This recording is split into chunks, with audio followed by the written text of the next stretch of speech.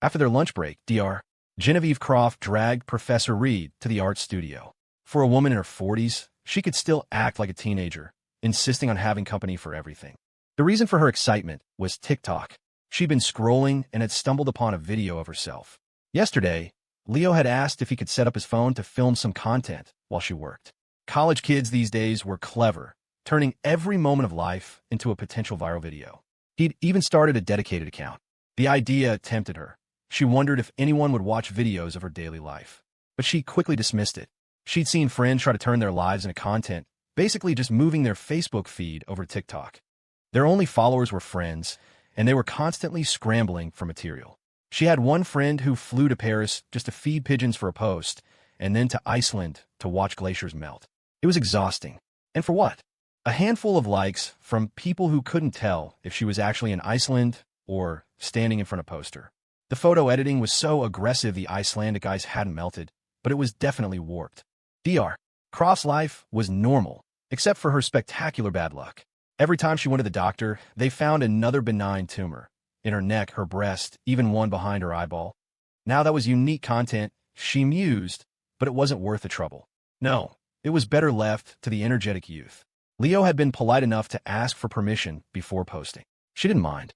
It wasn't like the old days when artists hoarded their techniques like state secrets. Now, any knowledge you wanted was available online, but nobody had the patience to actually learn. It was a different era. But then, she'd seen the video, and she'd been terrified by her own painting. It's ridiculous. No one would believe it if I told them, she said to Professor Reed as they walked to Hargrove Hall. You saw the TikTok, didn't you, Evelyn? Wasn't it creepy? I painted the damn thing and felt nothing but seeing it in that video. I had a nightmare last night that the man in the painting actually climbed out. There was a real Leo and a fake Leo, and I had to figure out which was which. Professor Reed chuckled. She had seen the video. She wasn't scared. At her age, there wasn't much that could scare her, but she thought the editing was exceptionally well done, very atmospheric. It hadn't occurred to her, even sitting right there in the studio, that the scene could be framed in such a compelling way. The kid had talent. Dr. Croft was still gushing. And that young man, Leo, he's got such a memorable face. Very handsome. Professor Reed thought back. She hadn't really noticed Leo's looks before, but she wasn't one to focus on appearances. Dr. Arthur Sterling had been a campus heartthrob in his youth, with half the neighborhood girls chasing him, but she'd never really seen it. There are plenty of handsome young men, Dr. Croft continued, a thoughtful look on her face. What's so captivating about him isn't just that he's good-looking, but that he seems completely unaware of it. Most attractive people know it, and they subconsciously use it as an advantage. It's a currency. But Leo, he doesn't seem to have any sense of that at all. Professor Reed cleared her throat. My perspective is a little different, Genevieve. In my generation, looks weren't the priority. What I appreciate about Leo is watching him grow. Every time I see him, he's changed, evolved. It's a delightful surprise, and it makes me excited to see what he'll become next. Meanwhile, in the studio, Leo's ear itched. Someone's talking about me. He made a point to arrive early today, not wanting to keep the professors waiting. After a quick lunch with his roommates, he'd taken a half-hour nap, which, with his time dilation buff, was really just 10 minutes of deep sleep. When Alex heard he was going to study painting with Dr. Croft, he just gave him a thumbs up. Damn, Leo, he'd said, shaking his head in admiration. Leo's luck lately had been uncanny. Professor Reed asked him to pick up a friend, and that friend turns out to be the associate dean of a prestigious art institute. Not just an administrator, but a celebrated artist in her own right. And now she wanted to teach him to paint. Students would form a line around the block for a chance like that. Art school was expensive for a reason. A single master class could run you thousands, and that was if you could even get in. But Alex wasn't jealous. He had zero artistic talent. Lessons from Dr. Croft would be wasted on him. He did, however, have a sharp memory. He recalled a late-night dorm chat where Leo mentioned he'd been good at drawing as a kid, but his family's modest circumstances meant the focus was always on the traditional college track. Art was never a serious option. As Leo was heading out, Alex called after him. Hey, does Professor Reed like that herbal tea I got? I have more if you want to bring her some. Leo shook his head. She's on some kind of special detox right now. I don't think she can have it. But I'll let you know if she needs more later. He was surprised at himself for remembering such a small detail. He was definitely getting sharper. Alex had brought back food for them. A container of amazing chili from a famous spot downtown. Leo grabbed a bag of it, the non-spicy version for Dr. Croft. All she talked about yesterday was her food cravings and how she wished she could just stew a rabbit in her bitter herbal medicine to make it palatable. When Dr. Croft and Professor Reed arrived, Leo was already at his easel. Dr. Croft's eyes went to the set of paints next to him, and her eyebrows shot up. This kid has money. Those were professional-grade oils she herself would have hesitated to buy back in the day. Then she noticed his watch. It was different from yesterday's two-tone Rolex. Professor Reed had mentioned his family seemed well off. A young man from a wealthy family who was handsome but not arrogant. A rare breed indeed. Dr. Croft got back to her own canvas. For some reason, the brooding quality about Leo today felt more authentic, more aligned with the version of him that had stepped out of her dreams. He had an aura of melancholy. But at her age, she appreciated melancholy, not outright darkness. It needed to be balanced. It had to satisfy the romantic imagination without feeling oppressive or grim. Yesterday's session had been exhilarating. She'd rediscovered her flow. But something had been missing. Seeing Leo today, she finally understood what it was. It couldn't just be melancholy. It needed an undercurrent of effortlessness. That was the key to a truly complete work. And so, she started over. Professor Reed saw her friend wipe the canvas clean and was baffled. Yesterday's painting had looked magnificent to her. But she didn't understand the minds of artists. It was a different world, so she stayed out of it, settling in a nearby armchair with her book and her tea. Leo painted. Dr. Croft painted. And as the afternoon sun crept across the floor, the blank white canvas slowly, brilliantly, came to life. The afternoon was quiet. The studio was quiet. The colors on the palettes were vibrant. For anyone who loves to paint, the feeling of a loaded brush gliding across a canvas is pure bliss. If you listen closely, the sound itself is a form of pleasure. The same brush in the hands of a child will produce a masterpiece of scribbles worthy of Picasso, a reflection of a world still clean and spontaneous. In the hands of someone with no skill, random strokes might accidentally create something beautiful. But for those with just enough knowledge to want to be good, but not enough to achieve it, the result is often a mess that disgusts even its creator. For a master, however, every stroke is an act of joyful creation. Today, Dr. Croft was deep in that joy. If she had to trade 3 years of her life for this feeling, she would do it in a heartbeat. Of course, that was her feeling in the moment. If she were on her deathbed with only 3 years left, her perspective might change. People change. She painted with a fierce, uninhibited energy. Leo painted with intense focus. But he hadn't yet reached that effortless state that comes from a million hours of practice. But a beginner has his own advantages. Where a novice lacks technique, he often makes up for it with raw, abundant emotion. Some veteran artists have all the skill in the world, but have painted so much that the passion has been worn away. Leo's work somehow managed to have both. Today, he was painting an apple again. Yesterday's apple had been rendered with such fragrant maturity, you could almost smell its sweetness wafting from the canvas. Today's apple was a brilliant, flushed red, but with a hint of green still clinging to it. It was the kind of apple that promised sweetness but would deliver a subtle, crisp tartness, a touch of the unripe. To paint the same subject with such distinct character was a mark of incredible talent. How could he possess both the passion of a newcomer and the technique of an old hand? Dr. Croft, as the painter of the person painting the apple, was an observer of both. She saw the boy before her, and she saw his work. The difference between yesterday's apple and today's astonished her. Today, Leo had more of an effortless vibe about him. He wasn't as tense. As a model, that quality was priceless. She tried desperately to capture it on her canvas, that relaxed confidence that stopped just short of carelessness. And beneath it, the melancholy was still there.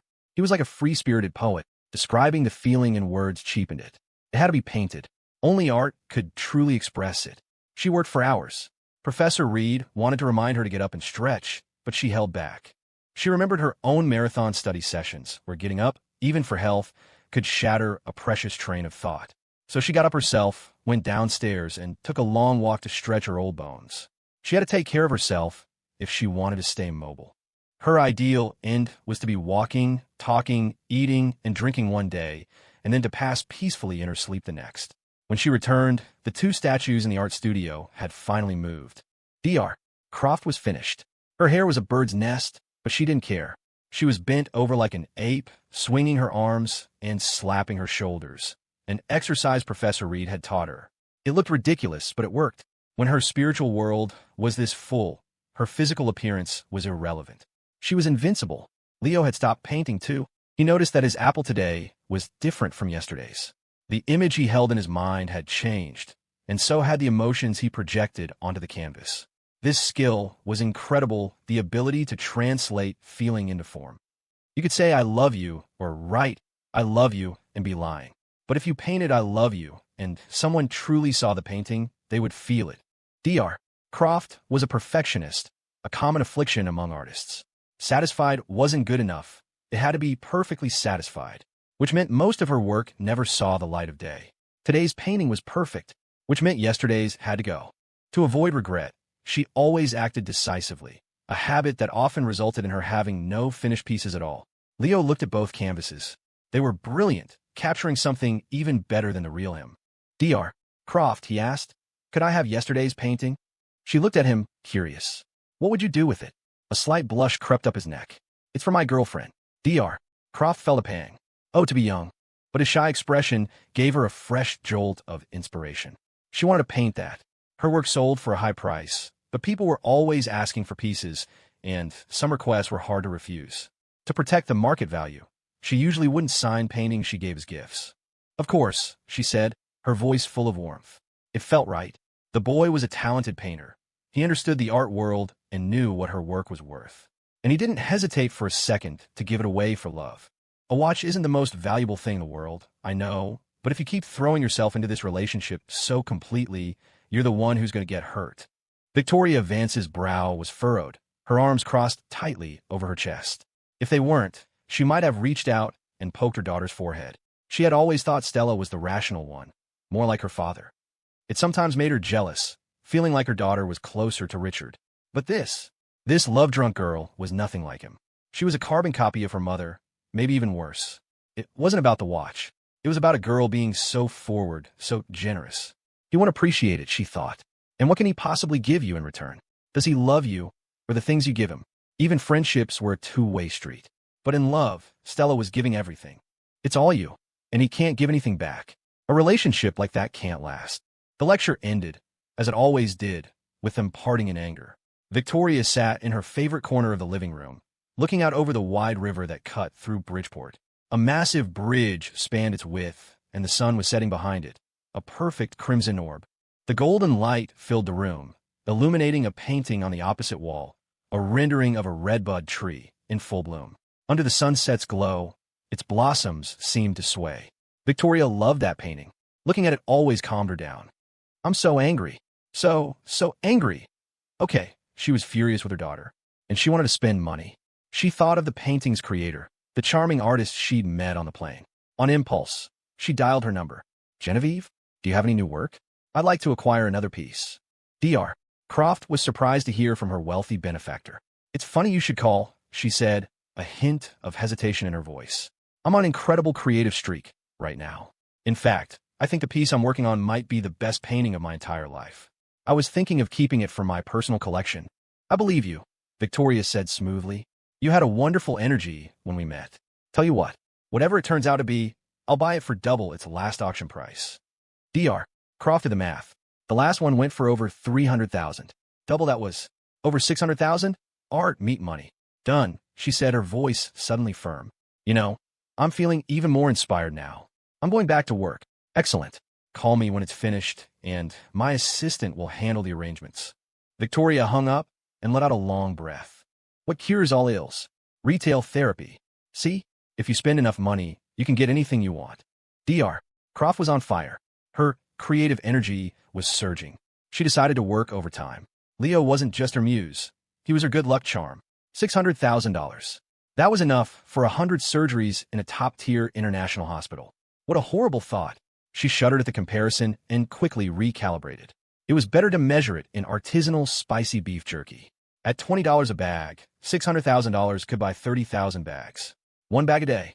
That would take 82 years to get through. A lifetime supply. Lost in her manic calculations, she dove back into her work. Seeing that Dr.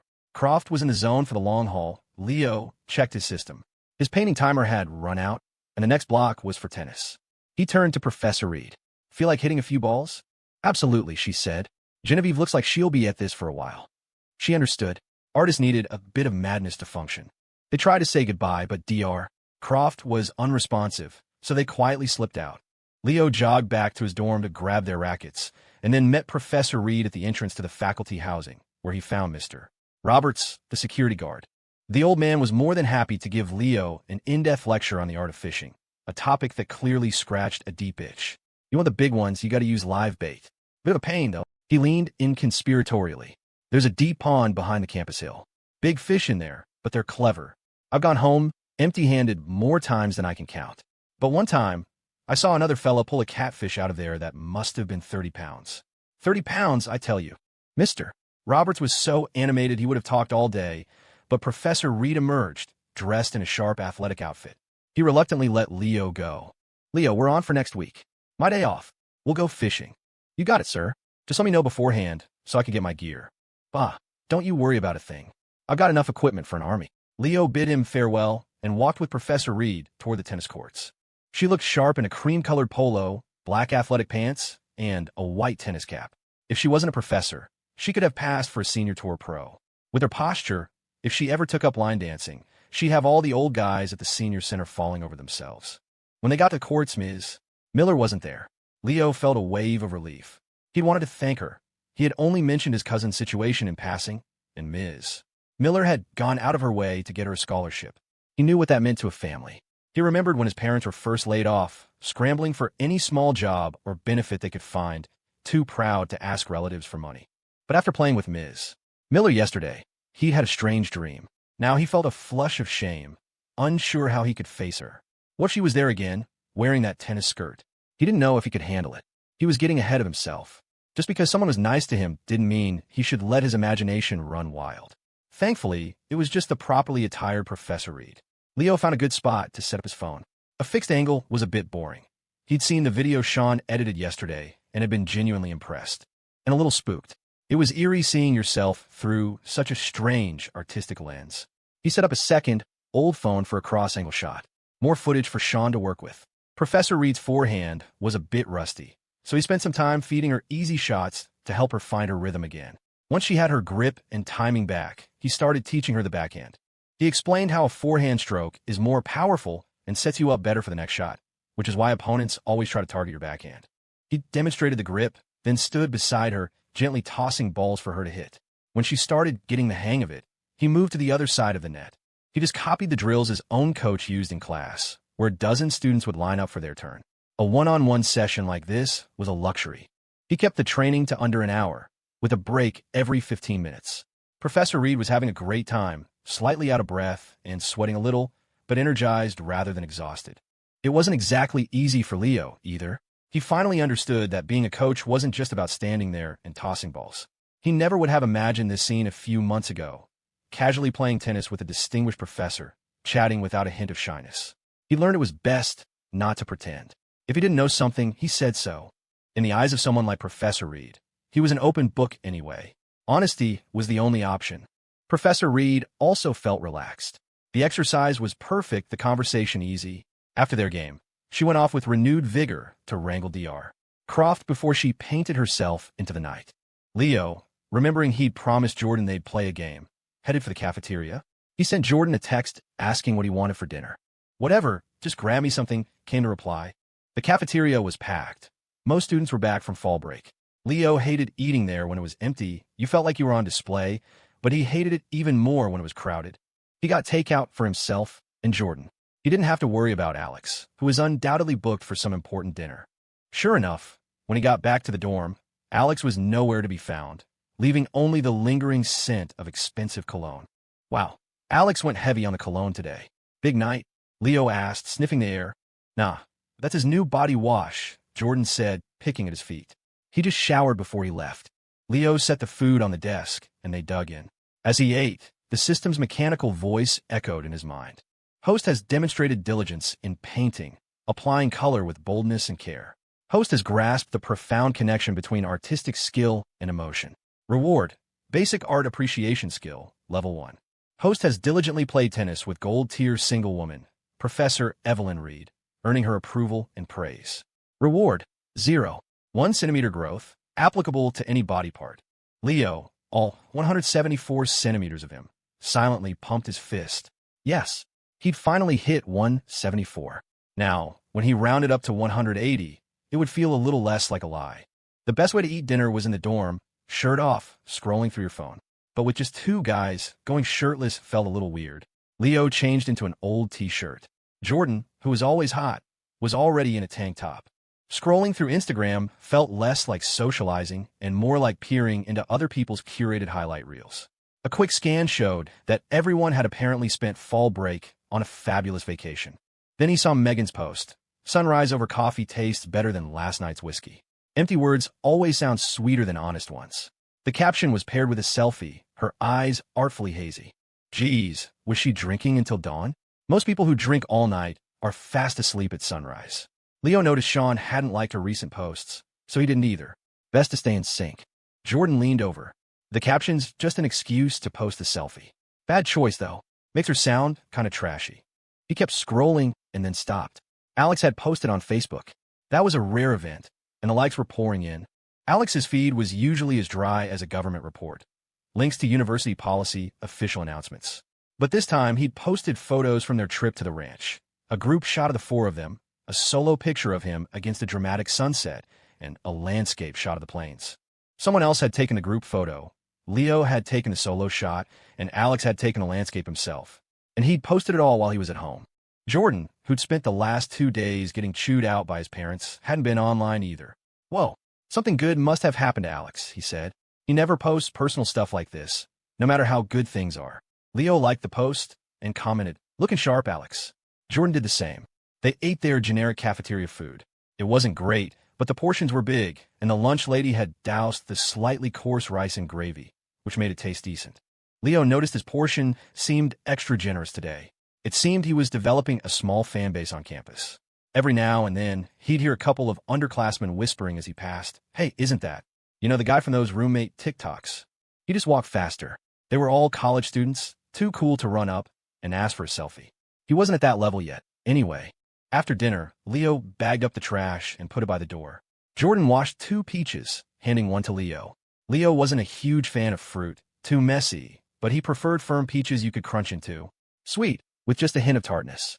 Munching on his peach, he booted up his computer. Jordan preferred simpler mobile games, but Black Myth, Wukong, was the game of the moment. You had to play it, or you'd be left out of every conversation. His download was crawling on the slow campus Wi-Fi. Leo's was already finished. He jumped in. He died. Quickly. Then, it was Jordan's turn.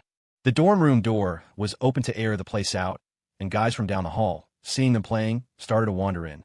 Watching Leo play, everyone was itching for a turn, convinced they could do better. The game was gorgeous, and the crowd of spectators grew. The first boss was the black bear. Every new player got mauled. After watching Leo and Jordan die a dozen times, someone finally pulled up a guide on their phone. It says the boss is intimidating, but you can beat him by using the transformation spells to stay agile. Someone shouted, practically trying to grab the keyboard. Not many computers in the dorm could even run the game. Leo was completely focused, his only goal to clear the first level. He and Jordan took turns. A crowd of 5 or 6 guys now huddled behind them, shouting and groaning with every move. Finally, Leo beat the black bear. A cheer went up. The second level loaded, revealing a giant, ghostly phantom. The cheers turned to gasps. The room was electric, drawing in even more people. When Alex got back, the dorm was packed 3 deep. Leo was in the center of the throng, grinning, a controller in his hands. Alex froze. Since he'd started seriously dating, he couldn't remember the last time he'd been part of a scene like this. Just a bunch of guys losing their minds over a video game. Go, low, go, go. Wear him down. Run, dodge the beam. Now, hit him while he's stunned. Turn into the fire wolf. Go, go. The shouts were a roaring in Leo's ears, but his hands moved with precision. The game was an incredible rush, a pure outlet for aggression. For a moment, it felt real. Jordan had tapped out after the first boss, and a more skilled player had taken his place. The guys who died instantly had become the strategy team, shouting advice from the sidelines. But it was mostly Leo, trading off with one other guy. He was on fire. He'd never been this good at games before. His brain used to be faster than his hands, or vice versa. Now, they were in perfect sync. But the second boss was on another level. He couldn't do it alone. Yet he found that after playing a round, he could watch someone else play and instantly spot their mistakes, which revealed his own. The next time it was his turn, he was better, He didn't hog the controller, instead letting everyone who wanted to try jump in. The sense of shared purpose was amazing. And then, somehow, they beat the second boss. The room exploded in a roar that rivaled a World Cup goal. They'd made it to the third level, to the Scholar in White. It was a legendary feat. Most people were still stuck on the first boss after 3 days. Leo glanced at the clock. He'd blown past his 1-hour gaming limit, set another hour for social activity, and that was gone too. He saw Alex standing by the door. "All right, that's it for tonight, guys," he announced, shaking out his cramped hand. "My hand's killing me. We'll get him next time. The boss is back." The crowd turned, saw Alex, and started to disperse with friendly waves and promises of another gaming session soon. For 4 years, Alex had prioritized networking over academics. He knew he wasn't destined to be a scholar at Northwood State. His time was better spent building connections for the future. He'd been incredibly successful. Everyone on campus knew him. He didn't waste time on video games. But watching Leo tonight, so completely lost in the moment with everyone, something shifted in him. He used to think Leo was just a simple, naive kid. Jordan was the factory owner's son. Leo was the factory worker's son. Then he'd started to think Leo was just like him, a shrewd operator from a surprisingly well-connected family. Tonight shattered that idea, too. He wasn't like Leo at all. Leo was better. He could charm professors and deans, and he could also laugh and shout and get his hands dirty with his classmates. Alex had always held himself above the crowd, acting like a leader even with his peers. As the last of the guys filed out, a notification sounded in Leo's head. Host has grasped the importance of careful observation through gameplay, learning to identify his own shortcomings by watching others. Reward: buff, increased hand speed, permanent. Finally, Leo thought, the one skill I've always wanted. Then a second thought occurred. I have a girlfriend now. Who needs this? A mischievous idea popped into his head. He queried the system. "Hey, can I share this buff with someone else?" The system responded. #UN% at #UN. Wow, Leo thought. Such language. That night, there were 3 of them in the dorm. Sean had called on a leave of absence, which Alex had easily arranged with the new resident advisor. Since Stella was out of town, Leo stayed in and played games. Alex had returned from his mysterious, important outing looking a little dazed. He'd spent years cultivating social connections, a high-cost, high-maintenance endeavor. You couldn't just show up when you needed something. It required constant upkeep, lunches, gifts, favors. His parents had given him the strategy, but he was the one who had to execute it, to learn through trial and error which relationships were worth the effort. It was a lesson you couldn't be taught. You had to live it. His 4 years at Northwood had been a microcosm of a political career. He'd played the game of power and influence among students and had won easily. It was almost too easy, but those same students had taught him a blunt lesson. They were as easily swayed by others as they were by him. One moment they adored you, the next you were nothing. He played the game, and in the end, he was starting to feel like his few real friends in the dorm were more reliable than his entire network. Still, he had no regrets. It was all experience, a chance to make mistakes when the stakes were low. After the gaming session, Alex returned with a late-night feast. Buffalo wings, garlic knots, and loaded fries. The fries were Alex's favorite. He loved anything with a satisfyingly chewy or crunchy texture. Jordan would eat anything. They cracked open a case of beer Alex had stashed in his closet. He hadn't had a drink at his dinner, but back in the dorm, he wanted to unwind. It was only then, as they were drinking, that Alex finally noticed Leo's new watch. Normally, he would have spotted it instantly, but he'd been so high on his own news that he'd missed the details. Now, his composure vanished. "Leo, what is that? Is it a Patek Philippe Nautilus?" Alex's voice cracked. He choked on a wing. Ahem, cough, cough. Leo discreetly moved the plate of fries further away from him. For the first time, Alex was truly jealous. A Nautilus? Are you kidding me?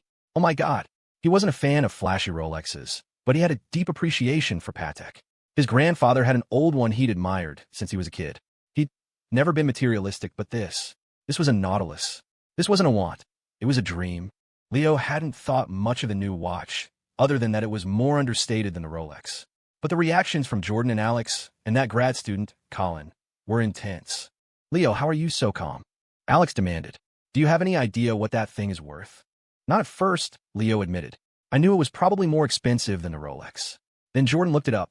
Apparently, it's worth around 100 grand. He was becoming numb to it. The more gifts he received, the more valuable they became, the less they felt real. 100 grand. What did that even mean? It was enough to buy a small house back home. Only the unshakable core buff was keeping him from completely freaking out. He tried to see it as just a watch, not a price tag. He took a bite of a garlic knot. So, I've been modeling for Dr. Croft while she teaches me to paint. She does a lot of studies of the same subject, then only keeps the one she likes best. She was going to destroy the first painting she did of me, so asked if I could have it. I want to give it to Stella. Jordan and Alex stared at him, then both raised their beers. Dude, legend. Leo had mentioned in their group chat that he was learning from Dr. Croft. Jordan had asked who that was, and Alex had sent a link to her Wikipedia page. Dr. Croft, the artist whose paintings sold for hundreds of thousands of dollars. Is it too late for me to go buy a watch? Jordan joked. Your other wrist is free. Too late, Leo said with a grin. I don't think I can ask her for another one. You could say you want to give one to your boyfriend. Jordan shot back. I'm available. Leo rolled his eyes. I'm not. Alex listened to their banter, genuinely impressed. First, he was floored that Leo could inspire someone to give him such an extravagant gift. But this was on another level. He had brazenly asked another woman for an even more valuable item to give back to his girlfriend. It was a brilliant move. It wasn't just a gift exchange. It was a way of rebalancing the scales. If he just asked for the painting out of the blue, it would have been audacious. But saying it was for his girlfriend made it a grand romantic gesture. Dr. Croft, being a woman, and a fiery one at that, from what he'd heard, wouldn't just agree. She'd probably admire the hell out of him for it. Leo was winning. Alex had once thought Leo and Stella would never last. Now, he wasn't so sure. Since he started dating, Leo had developed a certain polish. He was even looking paler, more refined. The trophy husband life suited him. Cheers, Alex said, clinking his can against theirs. They finished the food and beer and cleaned up. The alcohol didn't seem to affect Leo much anymore, ever since he'd used that iron liver buff. Alex, however, was in a great mood and had plenty. Even so, he managed to keep his big secret to himself. I'm getting better at this, he thought smugly as he drifted off to sleep. The next morning, Alex woke to a slight headache and the sight of Leo already dressed and ready to go. Oh God, what did I say last night? He vaguely remembered revealing a deeply personal secret last time he got drunk, earning him his unfortunate nickname. Did I say anything stupid last night? He asked, rubbing his temples. Leo shook his head. Nope, you were quiet, but you did talk in your sleep. Jordan poked his head out from under his blanket. Yeah, man, you woke us up. You kept shouting Mayor Yang. Mayor Yang. Alex stared at them, horrified. What? Leo finished his morning routine. Honey water, bathroom, running clothes. Alex felt a flush of embarrassment. How could he have talked in his sleep? If this were the Americans, he'd have been shot by now. He noticed Leo had been running consistently since the semester started. Alex had tried it himself sophomore year, but then he'd met a girl, and the running stopped. He couldn't believe he'd let his secret slip in a dream. He was losing his edge. Maybe his body was out of shape. He needed to get it together. Hey, wait up, Alex said, scrambling out of bed. I'll come with you. He threw on some workout clothes, and they headed downstairs, leaving Jordan to sleep in with a promise to bring him back breakfast. As they warmed up outside, Alex decided to come clean. So, when I was home, my dad's job situation is changing. He's probably going to be promoted. Leo's eyes widened. He's already a director. What's next? Mayor? No wonder you were dreaming about it. Wow, I can't believe I'm roommates with the son of a future mayor. Alex chuckled. It doesn't exactly work like that. You don't just jump to mayor. First it's deputy mayor, then maybe an executive position, or he could get a top spot running a county. Basically, he's moving up from a state-level directorship to a cabinet-level position. It's a huge step. If he doesn't mess up, his career path looks pretty good from here. He's still considered young for that level. That's amazing, man. Congratulations, Leo said sincerely. No wonder you came back glowing. That's seriously incredible. I don't think I've ever even met the kid of someone that high up. It's nothing, really, Alex said, waving it off. The higher you go, the harder it gets. And despite what you see online with those idiots shouting, do you know who my father is? The truth is, the more powerful your family is, the more careful you have to be. You enjoy the perks quietly. Shouting about it is the fastest way to ruin your dad's career. They finished their stretches and started a slow jog. Leo thought about his own dad, who had been ecstatic just to be made foreman of his section at the factory. His mom had been beaming for weeks. And here was Alex, whose dad was on track for a major political office, preaching the virtues of staying humble. It made sense that Alex was successful. He had the background, and he had the discipline. They ran along the path until they reached the spot where Professor Reed and Dr. Croft usually did their morning exercises. Dr. Croft wasn't there, but Professor Reed was methodically stretching her arms and legs. They both greeted her. Leo asked after Dr. Croft. That girl, Professor Reed said with an exasperated sigh. She's in one of her creative frenzies. Went to the studio before sunrise. Leo smiled at the thought of the middle-aged dean being called that girl. I'll bring her some breakfast after my run, then. That would be lovely, thank you. Professor Reed then turned her warm smile on Alex. And you must be Alex. You're looking very sharp this morning. Leo told me you were the one who gave him that wonderful herbal tea. I'm enjoying it very much. Alex was taken aback. He made it his business to know the faculty, but he wasn't exactly a star student. He never expected a professor of her stature to know who he was. And Leo had given him the credit for the tea. Most people would have just said they brought it themselves. Sean's fierce loyalty to Leo suddenly made a lot more sense. The guy was solid, through and through. Alex politely chatted with her for a moment before he and Leo continued their run. Alex knew that Leo ran into the professor here every morning. Leo had told him, but it had never occurred to him to try and copy the move. You couldn't force a connection. A woman like Professor Reed could spot a phony a mile away. Besides, he couldn't even stick with a running routine. Opportunity was everywhere, but not everyone was equipped to seize it. Leo hadn't thought twice about it. His policy with smart people was simple: don't lie. You already look dumb next to them. Lying just makes you look dumb and malicious. And as he'd gotten to know Professor Reed, his world had remained small. Of course, he talked about his roommates. They were nearing the main lakeside road when Alex started wheezing, bending over with his hands on his knees. Nope, can't. I used to be able to run for an hour straight. I'm so out of shape. You go on ahead, I'll just walk. Catch me on your way back. It's always like this when you haven't run in a while, Leo said, slowing to a walk beside him. My first day back, I thought I was going to die. We can just take it slow together. He knew the real challenge of running was the loneliness. Everyone knows it's good for you, but so few people do it. He'd noticed Alex's form was off from the start, but he hadn't said anything. If he tried to correct him right away, Alex might have gotten defensive. But now that Alex was gassed and Leo was still breathing easily, the advice would be received as a kindness. Just as he predicted, Alex listened intently as Leo corrected his posture, his arm swing, his breathing. After a few adjustments, the run became noticeably easier. I don't get it, Alex panted. My dad always said your body is your most important asset. I watch what I eat, I work out. I can't believe I was so gassed. With Leo's coaching, he found his rhythm. They reached the midpoint of their run by the lake, where a small stage was built out over the water. The sun was just climbing over the horizon, casting a golden shimmer across the water. The air was crisp and clean with the first real hint of autumn. The cool breeze cleared the heat from Alex's head and body, leaving him feeling calm and centered. After a short break, they started back.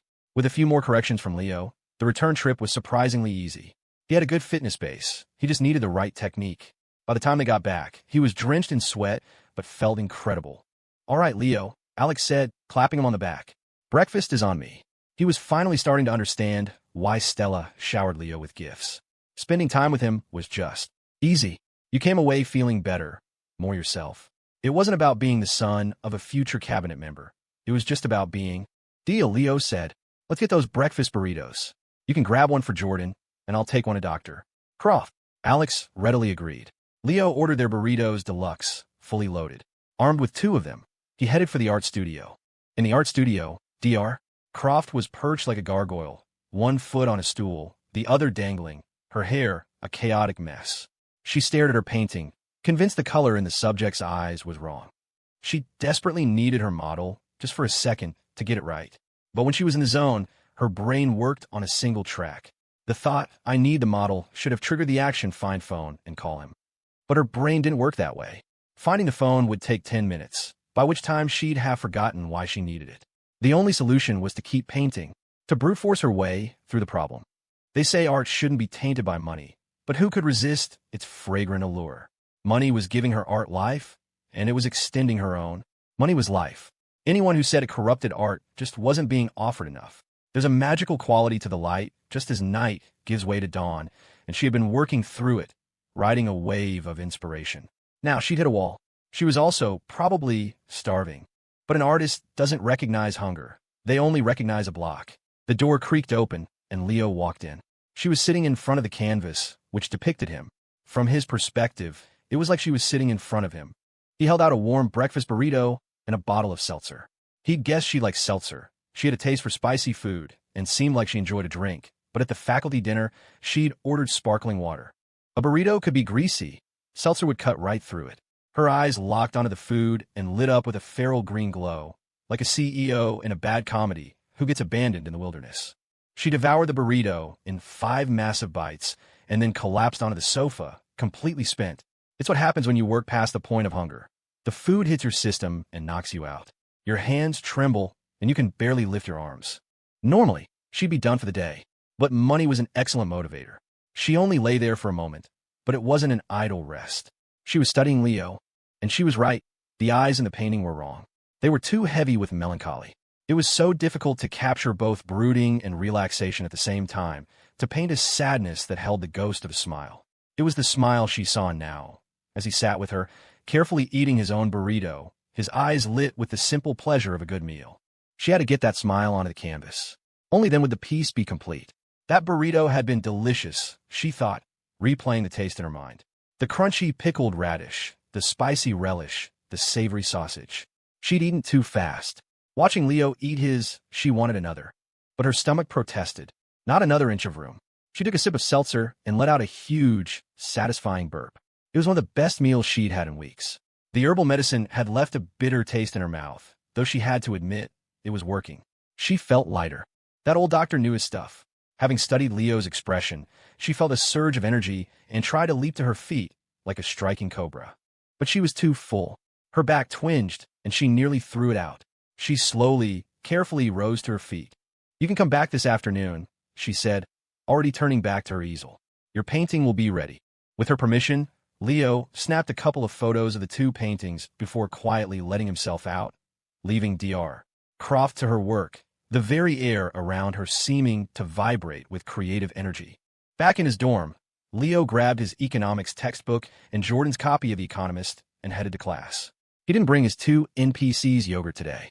He was learning that if you're too eager with social gestures, they stop being gifts and start being expectations.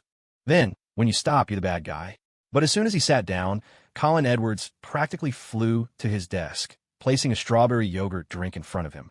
Wendy Lou, her eyes less swollen but with a new pimple on her chin, followed, setting down a bottle of iced tea. Leo's system clock read, 9 a.m. to 10 a.m. Study economics. Education is the ladder of human progress. The more you learn, the more rungs you have to climb to reach the rich girl. Colin didn't leave. He slid into the seat in front of Leo. "Dude, the market is exploding. Everything is skyrocketing. Is now the time to get in? I scraped together about 15 grand over the break. Should I go all in?" "You're asking me?" Leo thought. "I've never even held that much cash in my life." When he didn't leave either, and now 4 eager eyes were fixed on him. He turned to her. "You trade stocks too?" She shook her head. "No, but I got curious about Bitcoin a while ago. I had about $3,000 in savings, so I bought 1 coin. Now it's worth almost $60,000. My aunt is the one who plays the market." She wasn't one to brag, but sitting between a guy casually talking about 15 grand and another who was clearly a master, she felt the need to establish her credentials. Of course, the poorest person in their little group was Leo himself. He really didn't know much about stocks, other than his uncanny ability to pick losers. He'd spent the break at Sean's, but he'd seen a frenzy on TikTok. Half the people were screaming sell, the other half were screaming take out a loan and go all in. It was his first time playing with real money, but he felt strangely detached. The money wasn't from his own hard work. It was from the hard work of asking his dad and uncle for it. The market had been closed for the holiday, and he hadn't even checked it. Colin held out his phone. "Look at this. Everything is soaring. If I don't buy now, I'm going to miss the boat." Leo could see Colin's hand was trembling. He was already transferring the funds into his trading account. "I wouldn't rush," Leo said calmly. "When it comes to spending money, you should never be in a hurry. This is the big institutions making their moves. Wait until at least 9:30, see how things settle."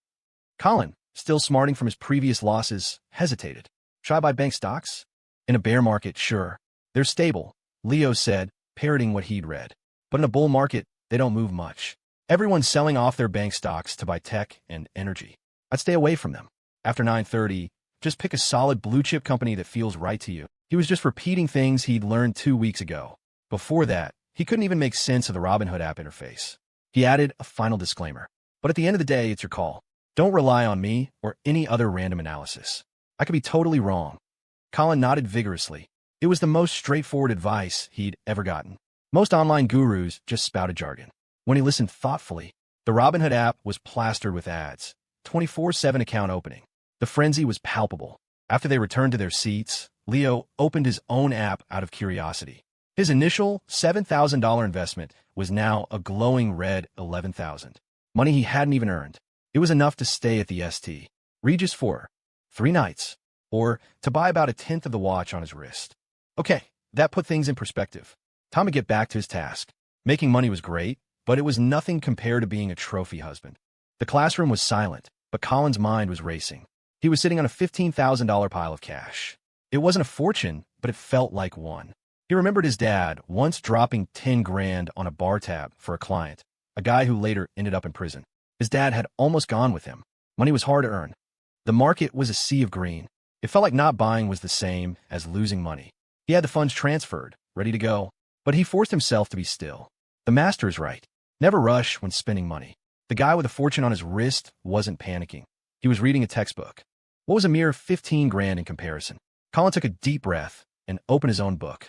When he was also calm, she planned to use her Bitcoin money to buy a small condo near her boyfriend's university. They were both planning on grad school, maybe even PhDs. It made sense to have a place. Then she found out her boyfriend, now ex-boyfriend, had cheated on her. Cashing out the Bitcoin now was a hassle, and the price was absurdly high. If she held onto the cash, she'd spend it. So, she figured she'd try the stock market. She was prepared to lose it all. It was found money, after all. The lack of attachment gave her a strange sense of peace. She was a marketing major. She knew the basics. And after a breakup, you tend to get a little more philosophical about risk. She figured following the master was a safer bet than listening to some talking head on TV. Besides, she looked up the new watch he was wearing. It was, as she suspected, astronomically expensive. Her Bitcoin profits were pocket change to him. Leo continued to read. He came across an interesting thought experiment in The Economist about why maximum intelligence isn't always optimal. It used the example of a deer. A moderately intelligent deer will work hard. It will find the best grazing spots, map out escape routes from leopards, and exercise daily to stay fit. A genius deer, however, will wake up, understand the existential certainty of its fate as leopard food, and immediately run headfirst into a tree. Leo felt personally attacked. He used to be the first deer, blissfully ignorant, going with the flow. Now he was the second deer, analyzing the habits of the powerful, trying to please the predators, working out, and doing everything he could to live a little better, a little longer. If he got any smarter, he might realize the futility of it all and check out. It was a good reminder to keep his stat increases balanced. A little bit smarter was good. Too much smarter was dangerous. He was actually starting to enjoy economics. But the more he studied, the more he realized that the stock market didn't follow any logical rules. After extensive research, he came to a firm conclusion. This was a subject beyond his current intelligence. For now, when it came to stocks, he was still the dumb deer, picking randomly and hoping a leopard didn't show up. With a bit of intelligence, even studying became more pleasant. He was actually absorbing information now, not just going through the motions. At 10 o'clock, he stood up to stretch. Colin was instantly at his side. Dude, you're a prophet. It was a total bull trap at the open. Everything's starting to dip. If I bought then, I'd be down thousands right now. Okay, I really don't know anything, Leo thought. I'm done pretending. But Colin was holding the phone right in his face, and the words just came out. It's just a big shakeout, he heard himself say. The overall trend is still up. Just pick anything solid and you'll probably be fine. Despite this vague advice, Colin still picked a stock and showed it to him for approval. Leo glanced at it. His gut said it wouldn't tank. He nodded. Colin immediately hit buy. When he bought the same one, Leo felt a prickle of unease. These two were being reckless. Remember your econ class, he said, unable to stop himself. The strategy you make before you invest is always the most rational one. Once you're in, you stick to the plan, regardless of short-term ups and downs. With that, he grabbed his stuff and left. He needed to get out of that room. The financial pressure was too high. He also made a mental note about himself. Colin's behavior, that needy, transactional vibe, was a total turnoff. He had to be careful not to act that way with his own mentors. Just because they were nice to him didn't mean he could constantly ask for things, especially things tied directly to money. He didn't want to give more stock advice because he genuinely didn't have a clue. If they won, great. If they lost, they'd blame him, even if they didn't say it out loud. That's just human nature. He finished his yogurt and, seeing a trash can in the distance, tossed the empty container in a perfect dark. It swished through the opening. He smiled, a small, satisfying moment. As he turned, he nearly ran into Jessica Monroe. It was the first day of classes, and Jessica, who had apparently worked all through the break, was dressed more casually than usual in jeans, a white V-neck, and a stylish vest. Her signature long hair was immaculate. She always looked put together. She was carrying a bag of pears. When she saw Leo, her brain short-circuited. She quickly shoved the entire bag into her backpack, which now bulged at an awkward angle, before continuing toward him. Leo stared. Jessica walked past, pretending nothing had happened. Can't give a boy shoes, she thought, her mind a jumble of old superstitions. Or they'll walk away from you. Pears. Pears are kind of shaped like shoes, right? Better not risk it. The weather was perfect. With classes back in session, the campus was buzzing with youthful energy. The student strip was alive again, as if someone had flipped a switch. Leo exchanged a brief, polite nod with Jessica and kept walking. He didn't ask about Stella. He could just text her himself. She'd gone home after their run yesterday morning, saying she had a few things to take care of. They were in that phase of a new relationship where the texts were nearly constant, except for a brief period a few days ago when she'd lost her phone. She had her things to do, and he had his. He was learning that for a relationship to work, both people needed their own lives. He reached the library, and the system's voice chimed in his head. Host has studied economics with diligence, grasping the barest of fundamentals while maintaining a healthy fear of the subject. Reward, buff, aura of mystery one day.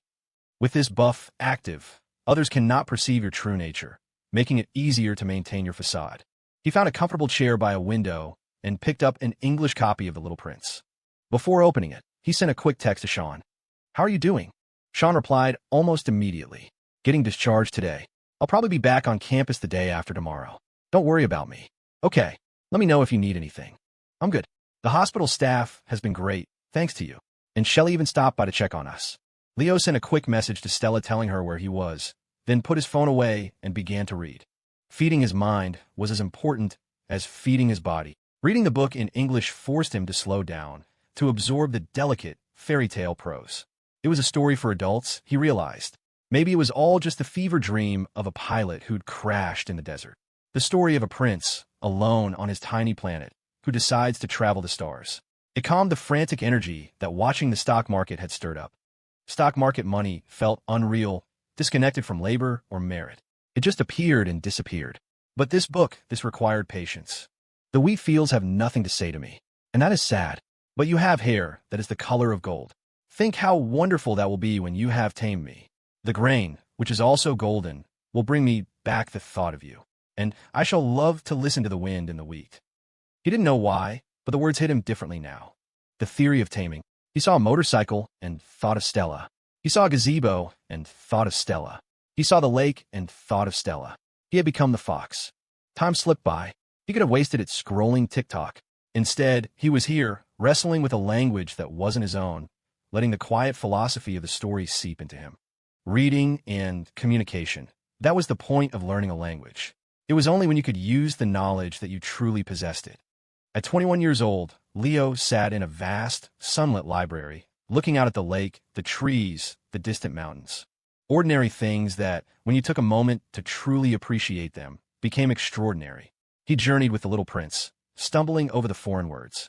He looked up the author, Antoine de Saint-Exupéry. He wrote the book in 1942, and 2 years later, he disappeared on a mission during the war, adding another layer of myth to his famous work. The ideas in it felt timeless, almost prophetic. Finishing the book, he felt a pleasant melancholy, a renewed sense of the importance of cherishing the things you love. It was like a deep tissue massage for his soul. He felt relaxed and a little sleepy. He walked out of the library and saw her. She was waiting for him in the main lobby, wearing a simple linen blend dress and delicate white sneakers. Her dark hair shone, her skin was pale, and her eyes crinkled as she smiled at him. He walked toward her, and she ran to meet him. The lobby was mostly empty, so she threw herself into his arms. She was soft and warm and smelled sweet. She loved surprising him. He felt a pure, uncomplicated joy bubble up in his chest. Just seeing her made him smile. Her own grin was so wide and happy that he had to ask, "What's got you so happy?" She just shook her head, still smiling. "Come on, let's get some food." She took his hand, and they walked along the lake, his thumb gently stroking the back of her hand. A warm, electric current seemed to flow between their palms. He pulled her under the shade of a large oak tree. Their eyes met. She closed hers first. He leaned in and kissed her. It was a sweet, brief kiss, but it was full of a quiet intensity. He felt like the little prince, tending to his rose. A simple rose, perhaps, but his, and therefore, unique in all the universe. They pulled apart at the sound of approaching footsteps, a little shy, and continued their walk. He finally understood why people made out in public. Sometimes, you just couldn't help it. "What are you in the mood for?" she asked. "Pot roast," he said, "and mashed potatoes." The lake sparkled, and a bird skimmed its surface, leaving a trail of iridescent ripples. For lunch, they went to a farm-to-table restaurant near the Honors College campus. It was tucked away inside a renovated historic house, all dark wood and rustic charm. The main expense had clearly been the restoration. They kept the old beams and pillars, but replaced the solid doors with floor-to-ceiling glass to let in the light. The courtyard was filled with lush, artfully arranged plants. Leo looked it up online. The average price per person was about $50. For a growing young man, that meant a $100 lunch. People didn't come here to get full. They came for the ambience. A black G-Wagon was parked out front. The place was quiet, even at lunchtime. After his experiences at the St. Regis and other high-end restaurants, Leo felt perfectly at ease. You learn quickly that these places aren't sacred. Rich people still have to put food in their mouths one bite at a time. It's all about exposure. If Stella hadn't brought him here, he never would have known a place like this existed on campus. A waiter led them to a table in a garden atrium. As Stella sat down, she propped her chin on her hand, tilted her head, and just looked at him with a goofy smile. "What are you thinking about?" he asked. "I don't know. It feels like I haven't seen you in ages, and you've changed." Leo smiled a little self-consciously. It was probably the buffs. "You know why people tilt their heads when they're thinking?" She shook her head. "Because tilting your head changes your perspective. It helps you generate new ideas and insights." She nodded, considering this. It seemed plausible. "That's why Stephen Hawking was the smartest person in the world," he finished. She playfully smacked his arm several times, but she couldn't stop laughing. They leaned over the menu together. It was a beautiful, leather-bound book with elegant calligraphy on the cover. "Their pot roast is amazing. I had it here once," she said. He didn't ask when or with whom. Her life before him was a country he hadn't visited. "The creamy mushroom soup is good, too. Oh, and the pan-seared halibut with the sweet wine reduction is fantastic." She ordered for both of them, soup, fish, the pot roast, and a side of sautéed greens. He was happy with anything. Their arms brushed as they looked at the menu, and even that small contact felt significant. Just then a tall, well-built guy with a sharp buzz cut walked in. He had the easy confidence of someone over 6'2", dressed in a casual but expensive-looking outfit of brown linen pants, a matching t-shirt, and a white cotton overshirt. A watch with a diamond-encrusted face glittered on his wrist. "Stella," he said, his voice smooth. "You should have told me you were coming. I would have had the chef prepare something special for you." He glanced at Leo, as if noticing him for the first time. "A friend of yours?" Stella's warm expression instantly cooled. "This is my boyfriend, Leo," she said. He was craving pot roast, so it was a last-minute thing. "I didn't want to bother you." Leo felt a familiar thrum of nervous excitement. Here it is, he thought. The classic confrontation scene. The rich rival. The moment the trophy husband has to prove himself. He smiled and offered a polite nod. The guy, Carter Hayes, looked surprised. His father was a contractor for Stella's dad, which is how he'd met her. He'd opened this restaurant as a sort of business school project before he headed overseas for his MBA. His father was constantly telling him to stop messing around and just marry the Vance girl. It would save him 100 years of hard work. His mother, however, disagreed. "That girl is far too arrogant," she declared after meeting Stella once. "She'd make our Carter miserable." His mother had a blind faith in her son's charms. And until Stella, Carter had shared that confidence. But she'd barely given him the time of day. He'd figured he might have another chance when they were both studying abroad. He never imagined a girl that Frosty would be dating someone. And dating seriously by the looks of it. The smile on her face when she was ordering food with this guy was one he'd never seen before. Carter extended a hand.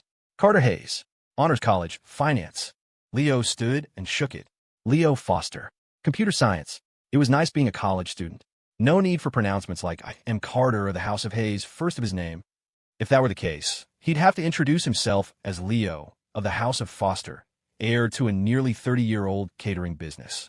Standing up, he realized the guy was a good head taller and was probably wearing lifts. "Well, you two enjoy," Carter said, recovering smoothly. "Lunch is on me today. My family and Stella's go way back." He gave a gracious nod and walked away, leaving Leo to wonder which prominent family this handsome, self-assured guy belonged to. The food arrived, and it was excellent.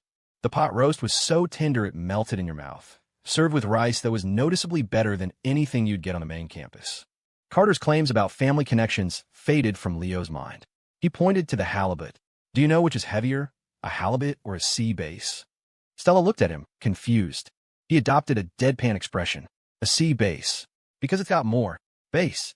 She groaned, then burst out laughing. The joke was terrible, but his delivery was so earnest it was hilarious.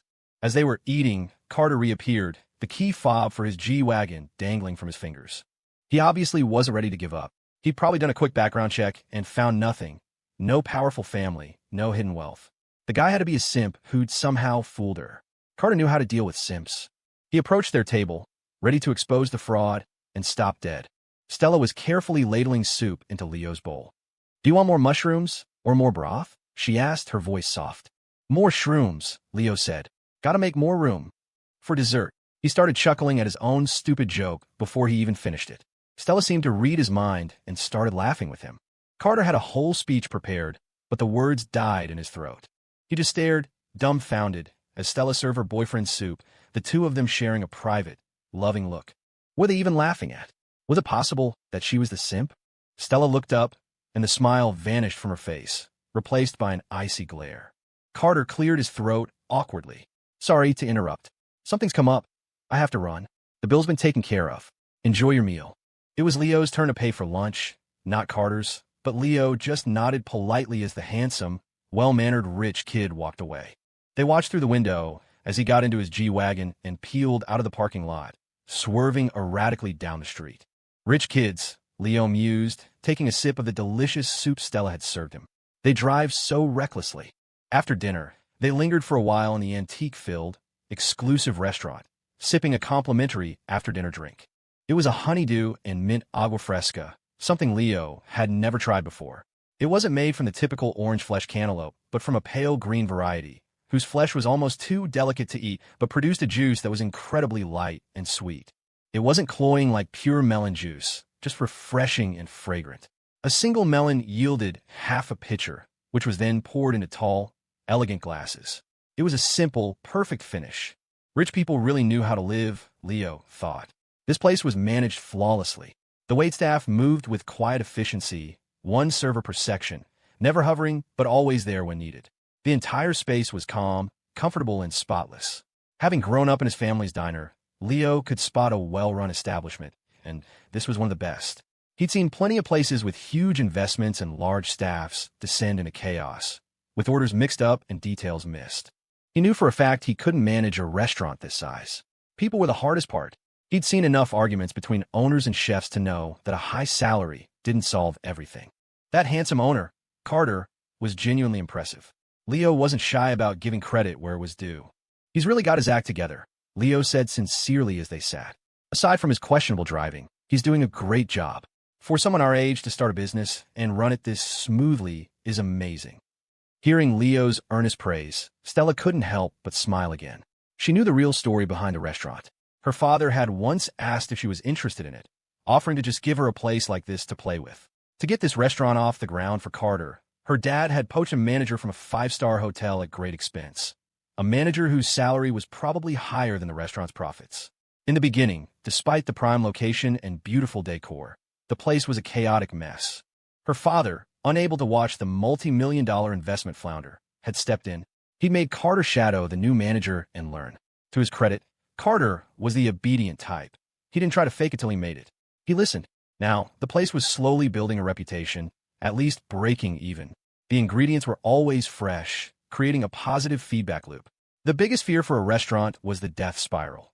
Few customers led to old ingredients, which were served anyway, leading to a bad experience and even fewer customers. The only downside was its distance from the city center, but the scenery was incredible. It was located in a historic building near the university, and while the regular student body had limited spending power, the honors college was nearby. Plus, with students constantly posting on Instagram and Yelp, it drew a steady stream of customers from downtown. It was working. Stella herself had no desire to run a restaurant. It was too much of a hassle. Listening to Leo praise Carter, she asked, "So, would you want to run a place like this?" Leo shook his head. He knew his own limitations, and more importantly, his preferences. He saw how his dad was tied to the diner, unable to go anywhere. If he didn't have to rush to make money, that life wasn't for him. If someone had asked him that a year ago, he would have jumped at the chance. But now, after doing a little reading, he felt the weight of everything he didn't know. Time was precious. He had a lifetime ahead of him to be a workhorse, but these few years were the peak time for learning. He wasn't in a hurry. Stella wasn't upset by his firm refusal. It was one of the things she liked about him. He wasn't greedy, just calm and self-possessed. He accepted things graciously without getting flustered. Being with Leo was easy, relaxing. You didn't have to overthink anything. He was a fundamentally simple person, and he made you feel that way, too. No need for complicated mind games. They spent the rest of the time enjoying the beautiful old building, and Leo took a few pictures of Stella, all of which she adored. She looked at them, almost in disbelief that the person in his photos was her. She looked beautiful, more beautiful than in the mirror, with a radiant, blushing glow, as happy as a butterfly. There was a hint of demureness, a touch of charm she never knew she possessed. People in love, it seemed, had no right to a midday nap.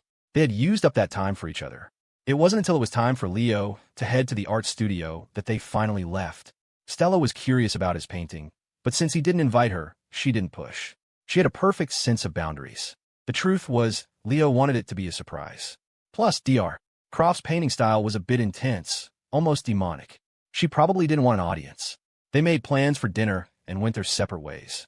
Somewhere on the edge of a reservoir, Carter Hayes finally let out a breath he'd been holding. As everyone knows, restaurants have security cameras, ostensibly for security, but the owner can always watch. A word to the wise for all couples. It's better to get frisky in a field than in a restaurant with a surveillance system. Carter's phone was linked to the restaurant's feed. He normally wasn't this much of a creep, but his curiosity got the better of him today. He had to watch. Their corner wasn't in the camera's direct line of sight, but it caught a portion of the table, and with the audio on, he could hear them talking. Okay, he was being a total creep. From a monitor, he could see the pretty boy's face and the back of Stella's head. The guy was short. He'd seen them when they stood up, but he was undeniably good-looking. Clean-cut, fair-skinned. Was this the type girls were into now? The pale, skinny, slightly effeminate look? A lot of K-pop idols looked like that. Then he heard the pretty boy complimenting him. Carter is really impressive. The decor is great, the atmosphere is comfortable, the staff is well-managed and orderly. The ingredients are fresh, the food is delicious, which means the kitchen is well-run, too. It's not easy to pull all that off. Carter felt a bit better. The pretty boy knew how to talk, and he had good taste. But then he heard Stella ask him if he liked it, if he wanted one of his own. Carter's defenses crumbled. He'd practically had to get on his knees and beg his father for this place. He'd whined to his mother, pulled out acting skills he hadn't used since his third-grade talent show. And this pretty boy was just offered one. What made it even worse was that the guy turned it down. Refused. No time, I have to study. You're a senior. What the hell do you have to study? Ugh. He stewed in his G-Wagon until they left, his frustration mounting. So annoying. So annoying. He wasn't even Stella's boyfriend, but that was because she'd said she didn't want a relationship. It felt like a girl had just rejected you, saying, sorry, I want to focus on my studies, only to turn around and get with some other pretty boy. Did she really want to study? No, she just didn't want to be with you. She'd rather study than be with you. He felt pathetic, hiding out here, secretly watching the security feed. Utterly pathetic. Only after they were long gone did Carter drive his G-Wagon back to campus. The truck was still a head-turner. If he wanted to, he could have a line of potential girlfriends long enough to circle his entire restaurant. But he had standards. Quality over quantity. He parked and hopped out. Just then, a group of girls walked by arm in arm. One of them had chestnut brown curls and porcelain skin. Her smile was incredibly sweet, her eyes curving into crescents. A genuine, sweet-looking girl, but with a surprisingly full chest. She wore a white long-sleeve t-shirt that was meant to be loose but was stretched taut across her chest, paired with a denim jumper dress. He leaped down from the G-Wagon, a move that usually made girls stop and stare. Normally, he wasn't such a creep, but his ego was bruised. Seeing the group of girls, his confidence began to return. Just as he predicted, they turned their heads. One of them even greeted him. Hey, Carter. The girl turned to her friends, a little proud. See? This is the owner I was telling you about. Cute, right? Carter's spirits soared, though he maintained a cool, aloof expression. He didn't quite recognize her, but since she'd called him by his first name, he figured she was a younger student. Hey, how's it going? Think we could get a discount later? The girl asked, her voice sweet. Carter rubbed his nose. He couldn't give discounts. He just paid for Stella's meal himself. Handing out freebies would mess up the books. They had a loyalty program, Spend 100, get 10 back. But that was all handled through the system. You're my schoolmates, he said with a smile. Tell you what, I'll let the kitchen know to make a special dessert for each of you on the house. Thanks, Carter. The girls thanked him and went inside without another word. Out of the 4, only 2 had even looked at him. The other 2, including the busted one, hadn't paid him any attention at all. She was deep in conversation with another girl. It was Paige Kennedy and her roommates. The friend she was talking to was the one who had tried to get with that cute freshman at the concert. Both of them had struck out. The freshman didn't have a girlfriend, but it seemed like he might have a boyfriend. And the guy Paige liked not only had a girlfriend, but now they were basically family. When the server brought the desserts, Carter delivered them himself. Coincidentally, they were sitting at the exact same table Stella had been at. A good-looking guy delivering desserts, a young owner who drove a G-Wagon. The girls were pretty happy. Paige didn't pay much attention, her mind entirely on Leo, and she barely glanced at the owner. It was only when he placed the pastries in front of her that she politely said thank you. The acquaintance spoke up. Hey, can I get your number? To book a table next time. Normally, Carter would have refused. The girl was cute, but just cute. But that busted friend of hers was really adorable. Carter pulled out his phone. I'll get all of your numbers. Next time you come, just text me, and I'll get you a table with a great view. At his offer, the other girls all opened their QR codes. Carter, paying close attention to Paige, stepped closer to her. He saw that her phone wallpaper was a selfie of her making a peace sign on an airplane. But the guy sitting next to her, the one she was leaning against while he read a book, was the same pretty boy from earlier. Shameless. With the promise of money, an artist's efficiency can be remarkable. A lazy artist can spend a year on a single painting. A motivated one can work through the night. This was especially true for someone like Genevieve Croft. Her health was poor precisely because she'd pulled too many all-nighters in her youth, fueled by a terrible diet of heavy, spicy food. Back in her native South, where the humidity practically demanded spicy food, it was fine. But she had kept those eating habits while studying and living in the much drier Northeast, and her body had paid the price. Something seemed mystical, but if you looked closely, there was always a reason. When Leo arrived, Dr. Croft was ravenously devouring the lunch Professor Reed had brought for her. Professor Reed had already left, and the rice was now hard and cold. Leo had offered to bring her lunch that morning, but Professor Reed insisted, saying her housekeeper made healthier food, which was important since Genevieve was on some new herbal medication. She brought the food, but Dr. Croft had been too absorbed to eat. Painting was all about momentum. You couldn't break the flow. Even if you were starving, you couldn't let yourself get distracted. In fact, sometimes being hungry was the key. In that state, your body and soul were in conflict, a struggle that translated into a different kind of energy in your brushstrokes. So when Leo walked in, he found Dr. Croft hunched over, eating cold rice doused with hot water from a thermos. She was, however, enjoying it immensely. First time in a while, I've actually tasted the flavor of rice without any chili on it, she said, her mouth full, managing a joke. Having just eaten a delicious meal in a beautiful restaurant, Leo felt a pang of guilt. He'd had exquisite private dining, and Dr. Croft was eating cold leftovers. Seeing him, she added, the painting for your girlfriend is done. Take a look. Leo's guilt deepened. Dr. Croft had clearly been working nonstop. Don't feel bad, she said, reading his expression. Working on both paintings at once sparked something. The one for you isn't signed, but the other one already has a buyer. I used your likeness for it. So consider the painting your modeling fee. Are you sure you don't want to keep it for yourself? Even without my signature, my work is worth a lot to someone who knows. Dr. Croft was in a good mood and couldn't resist boasting a little. Leo knew her paintings were valuable. But after receiving such an expensive gift from Stella, he felt it wouldn't be right not to give a proper gift in return. The thought had been nagging at him. He nodded firmly. It was for his girlfriend. Genevieve didn't press the issue. It was his to do with as he pleased. Besides, this young man wasn't just any young man. He was the young man who was bringing her a $5 million commission. Luck was a strange thing. Sometimes her favorite pieces would sit unsold for a decade. Other times, she'd sell several in a month. As she finished eating and leaned back, she continued to study her model.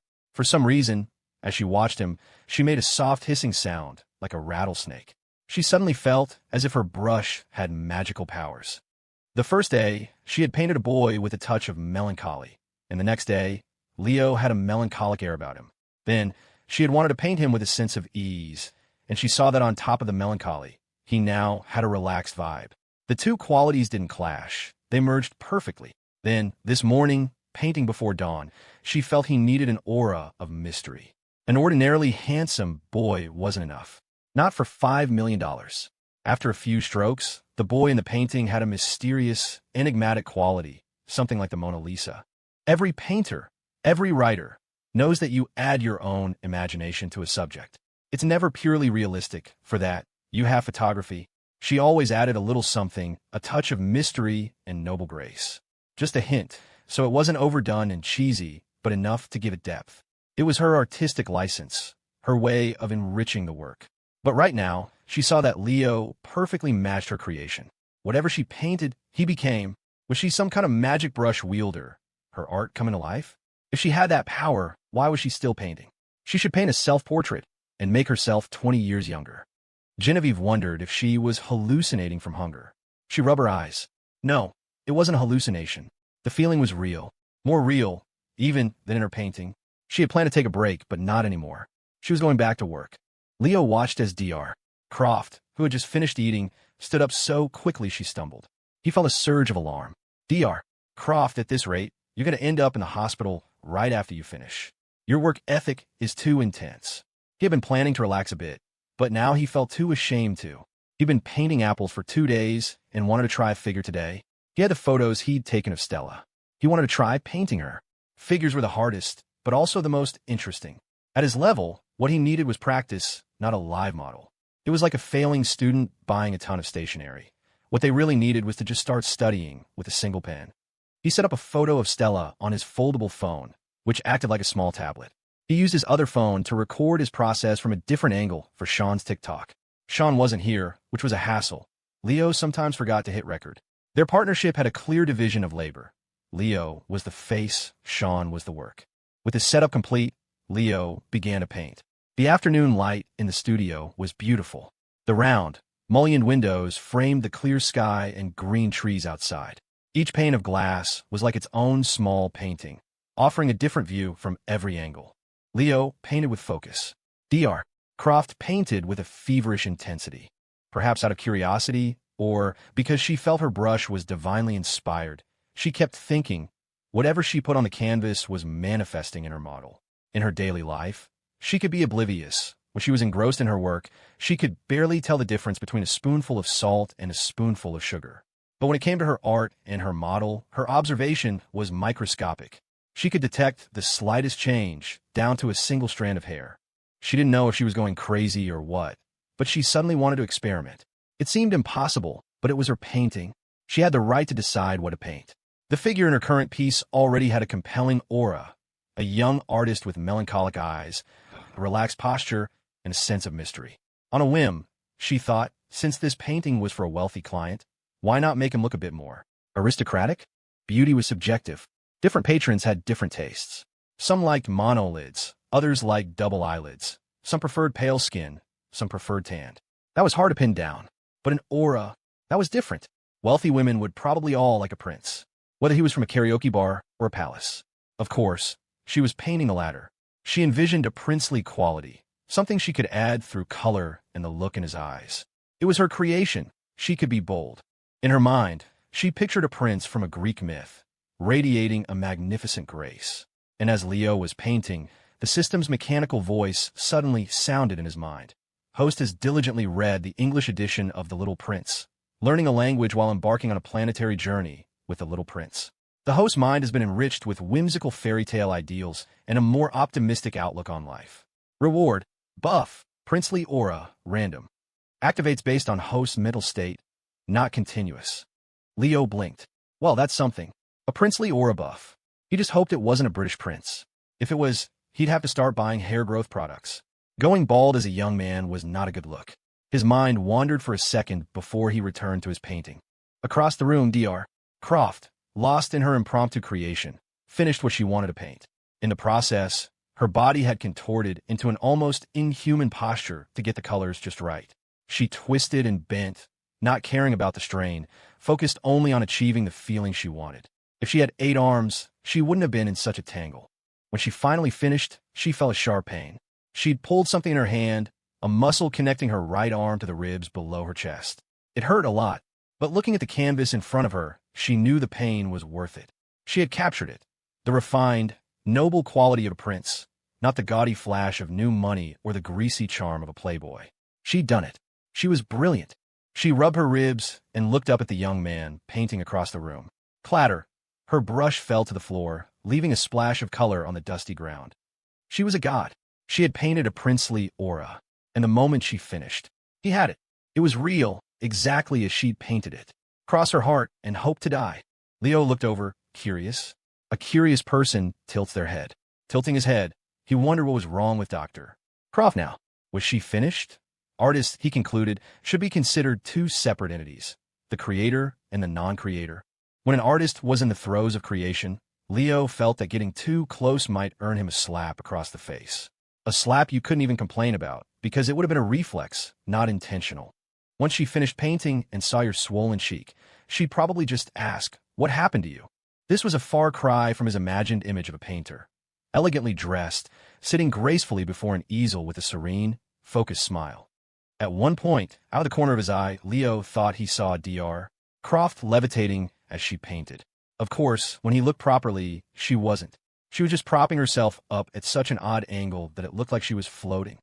But even without levitation, her movements felt completely unnatural. So, when he heard the noise, Leo just looked over without moving. People in a creative state don't like to be disturbed. He didn't either. And that casual, seated glance from Leo was all it took. Dr. Croft looked from him to her painting and back again. The afternoon sun, softer now in October, streamed through the old glass windows, casting a warm, yellowish glow. The scene was a rich oil painting in itself. A lonely prince, with a simple glance, looked over but did not rise. Seeing her pick up her brush, he returned to his own work. Dr. Croft's mind was stuck on that single moment, that turn of his head. Why had she wanted to paint him in the first place? In terms of pure handsomeness, she'd met many men with more striking features. Men with faces so sculpted you wanted to reach out and touch them to confirm they were real. Leo's features weren't dramatically defined. They were just right. Comfortable. His face wasn't sharply chiseled. Even her brushstrokes had to be gentle, because anything too heavy would make him look severe. He wasn't an aggressive or imposing young man. She had wanted to paint him not because he was the most handsome or special, but for the same reason she'd wanted to paint that redbud tree. It wasn't the tallest or lushest or most beautiful tree. It was just pleasing to the eye. She found many things pleasing to the eye.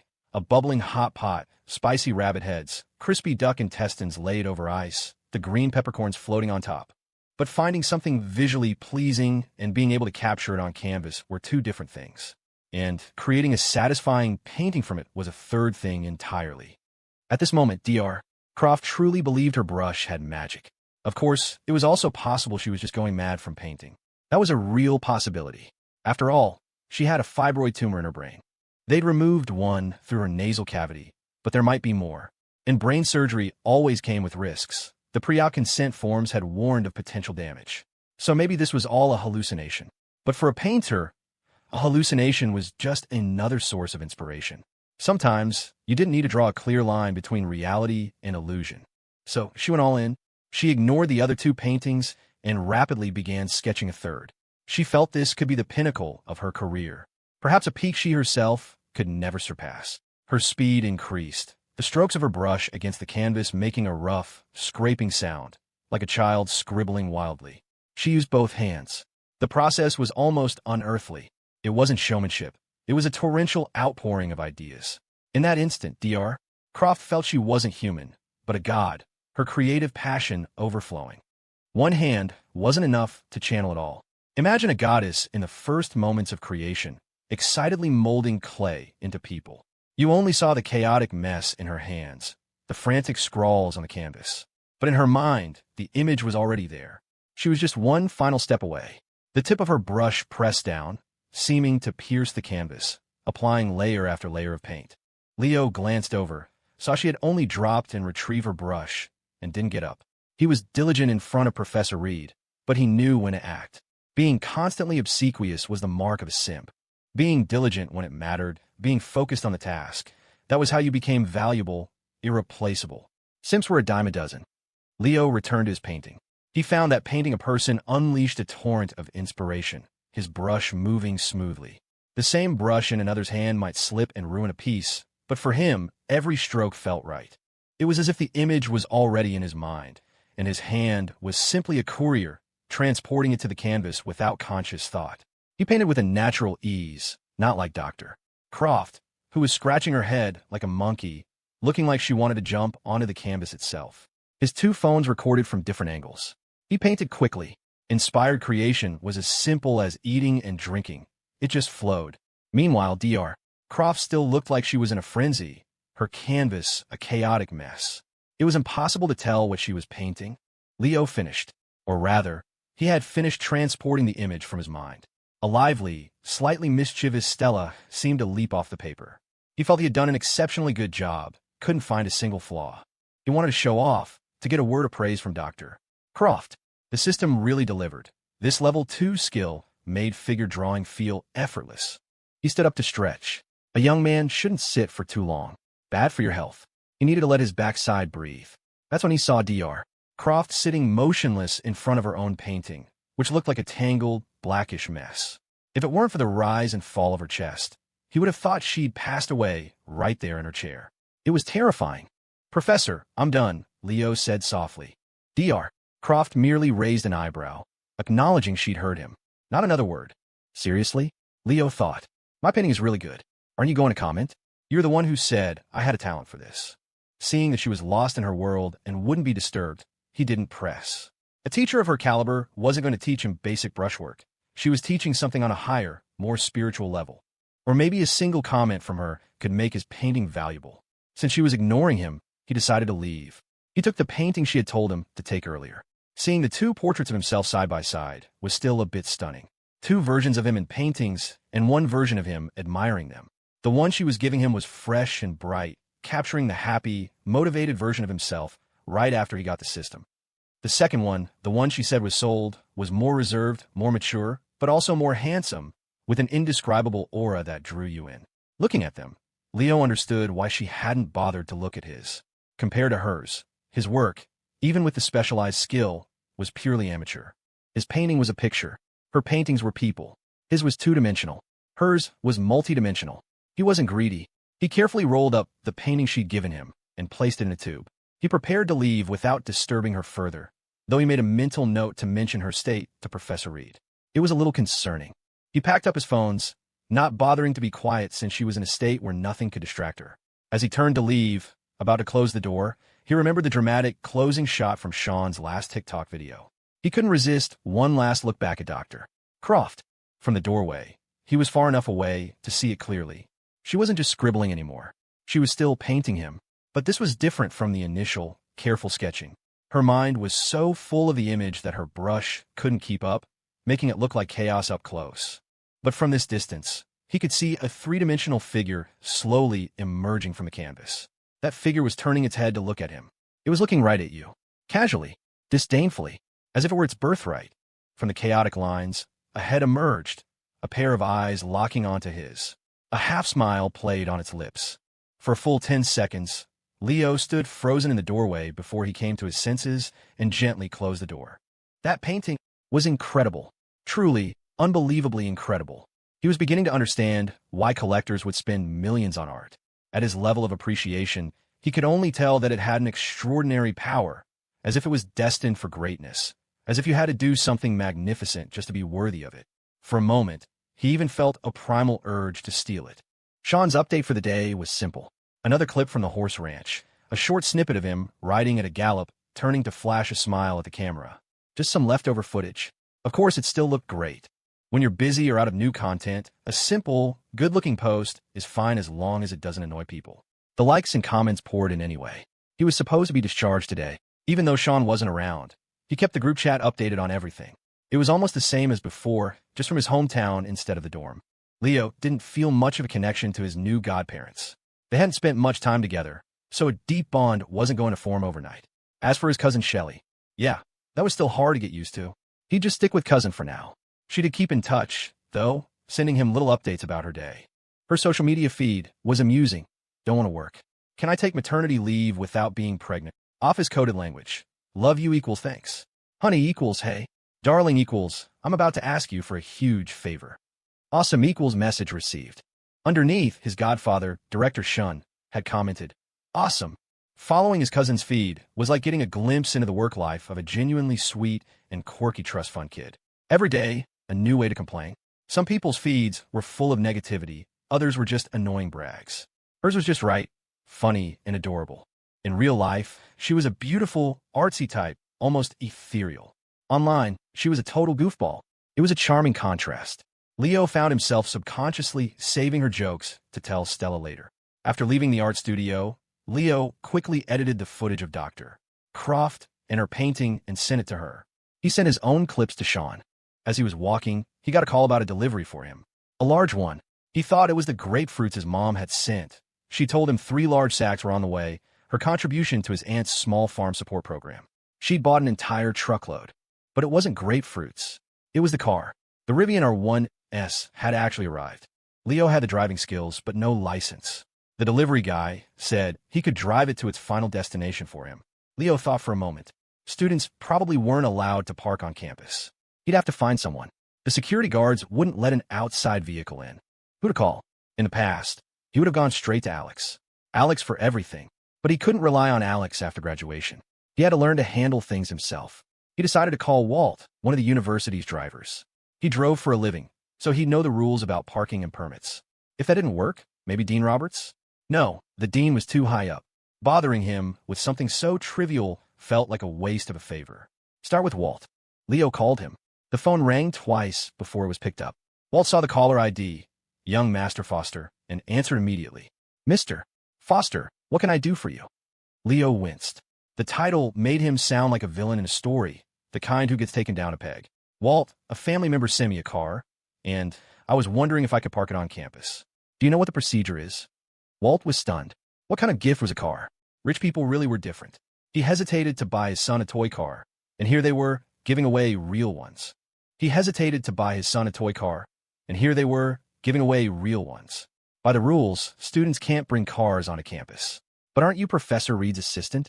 You're technically staff at the registrar's office.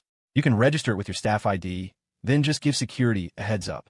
I'm not busy right now. Actually, I'm right by the office. Want me to go register it for you?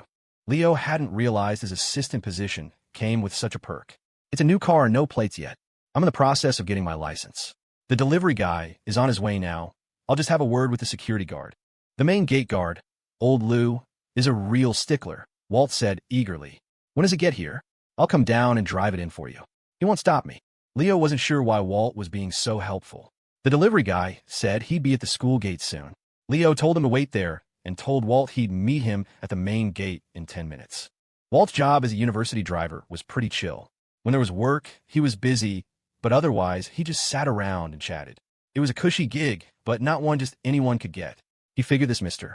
Foster was probably getting a car from his family to practice driving for his license, since it didn't even have plates. Must be nice to be rich. He was also curious about what kind of car it was. More importantly, he thought Mr. Foster rarely asked for help. He had to nail this, or he might not get asked again. A driver doesn't have many ways to be useful.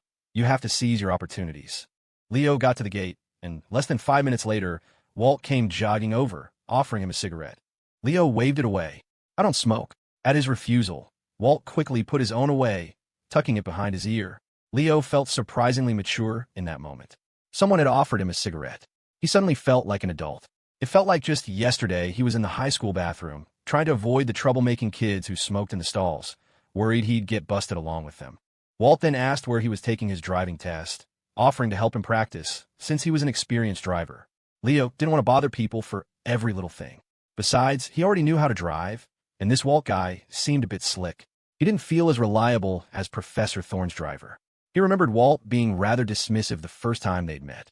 So Leo politely declined, just saying, it's all been arranged by my family. Walt didn't pry. It confirmed his assumption that Leo was a rich kid. He noticed the watch on Leo's wrist had changed.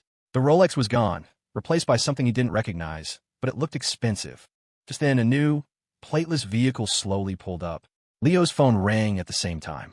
As he answered, the car stopped in front of them. A young man in a logistics company uniform jumped out and handed Leo a form to sign, confirming the safe delivery. Leo didn't sign immediately. He turned to Walt. Walt, could you give it a look over for me? You know more about cars than I do. Signing could wait. The delivery guy was the one in a hurry. Walt had assumed it would be a $20,000 or $30,000 car for a student to practice in. He wasn't expecting a brand new Rivian R1S. He couldn't even afford the R1T. And this family just casually gives their kid an R1S. The solid black exterior was stunning. No one could say no to that. He'd heard they were hard to get, with long waiting lists. Walt peered inside. The interior was top of the line, with rich, orange-hued leather that looked incredibly luxurious. The base model was over 90 grand. This one, with all the bells and whistles, was probably over 100. Rich kids always got the fully loaded version. Even the floor mats were leather. But this wasn't the time to gawk. He did a thorough inspection, inside and out, checking for any scratches or dings. Finally, he gave the all-clear. Leo signed, and the delivery guy left to catch a bus back to the city. Walt, practically buzzing with excitement, offered to drive. Seeing the car had elevated his opinion of Mr. Foster even further. He practically ran to open the door for Leo. He drove straight to the registrar's office. Leo had already messaged Hannah Huang, the intern there, about registering a car. Walt then suggested parking it at the faculty housing complex. It was closer to Leo's dorm, and he wouldn't have to come all the way to this side of campus every time. The lot in front of his dorm was for temporary parking only. Leo agreed. That just meant he had to have a word with Mr. Roberts, the security guard at the faculty apartments. Suddenly, it seemed like the campus security guards were important NPCs. Knowing them was very useful. Hannah, who was still grateful for how Leo had helped her out in front of the dean, was eager to return the favor. No license plate is fine, she assured him. I'll take a picture of the car and send it to the gate security, so they know to let it through. You can add the plate number later when you get it. And just like that, Leo had his car. After finishing the paperwork, he drove it over to the faculty housing himself. He found Mr. Roberts, and soon his brand new Rivian R1S was parked in an empty spot. As a new driver with skills, but no practice, he used the Rivian's self-parking feature. It slid perfectly into the spot next to a Lexus that looked vaguely familiar. The Lexus was parked neatly within its lines, thankfully. Back in the dorm, Leo announced the car had arrived. He was surprised to learn that both Jordan and Alex already had their driver's licenses. That meant only he and Sean were the unlicensed ones in their group. I got mine this summer after freshman year, Jordan explained. But I don't like driving, so I'm not very good at it. I got mine sophomore year summer, Alex added. My mom arranged for a police officer to help me practice. I'm a pretty decent driver, at least when it comes to following the rules. In the past, he would never have bragged about his mom setting him up with a police driving instructor. But now that his dad had been promoted again, talking about past privileges felt less like bragging and more like ancient history. It was like a billionaire talking about what it was like to be a millionaire. Leo and Jordan both gave Alex a thumbs up. He was on another level. Honestly, for a regular person, just seeing a cop on the road was enough to make you nervous. Alex had one as a driving coach. Knowing Leo's car was here, Jordan and Alex were happy for him, but their reactions were calm. Jordan came from a well-off family himself. They were in manufacturing. They probably weren't as rich as Carter Hayes' family, but as the son of a factory owner, he was comfortable. He could have asked for a car if he wanted one, but he'd rather spend the time playing another round of a game in the dorm. Alex had no particular desire to drive himself. He'd rather have a chauffeur. But getting a car and driver at his age would be too ostentatious. He wanted to earn that perk himself one day. He was a little envious of Leo's incredible luck, but it was just envy, not jealousy.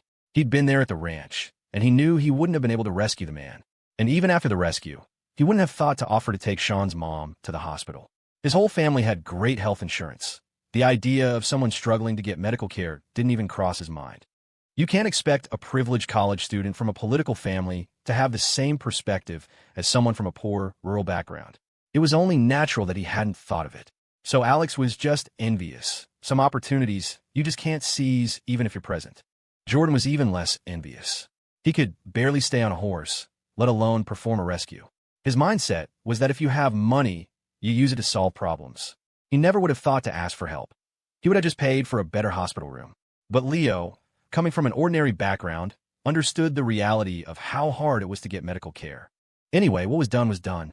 The car was here. Leo decided to sign up for driving school the next day. He also realized how great his roommates were. Both Jordan and Alex had licenses and had never once bragged about it. Some guy in the dorm next door had been showing us off for months.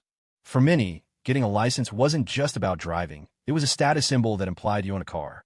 Leo made a mental note to thank his roommates for not being insufferable. Living with people who constantly flexed would be exhausting. He chatted with them for a bit, then realized Alex was still in the dorm, which was unusual for this time of day. Alex said he was just grabbing something and was about to head out. They left together, leaving Jordan to yell from inside, leaving me all alone again. Jordan was a true homebody. As long as he could stay in and play games, he was perfectly happy. Leo was heading out to walk moose. A good work-life balance was important. Sometimes he'd get a sudden surge of ambition, a feeling that he was running out of time. But his rational side knew that rushing things often led to failure. Enjoying the process was its own reward. Besides, what was success? He read in a business journal about some tycoon named Vance who was obscenely wealthy but tried his best to stay off the Forbes list, afraid of the attention. To reach that level would take more than one lifetime. So, it was better not to overthink it. Just living the life in front of you was a form of success. So, after a morning of art and a new car, Leo was following his task list and taking care of his pet. He found the best way to complete tasks was to genuinely enjoy them.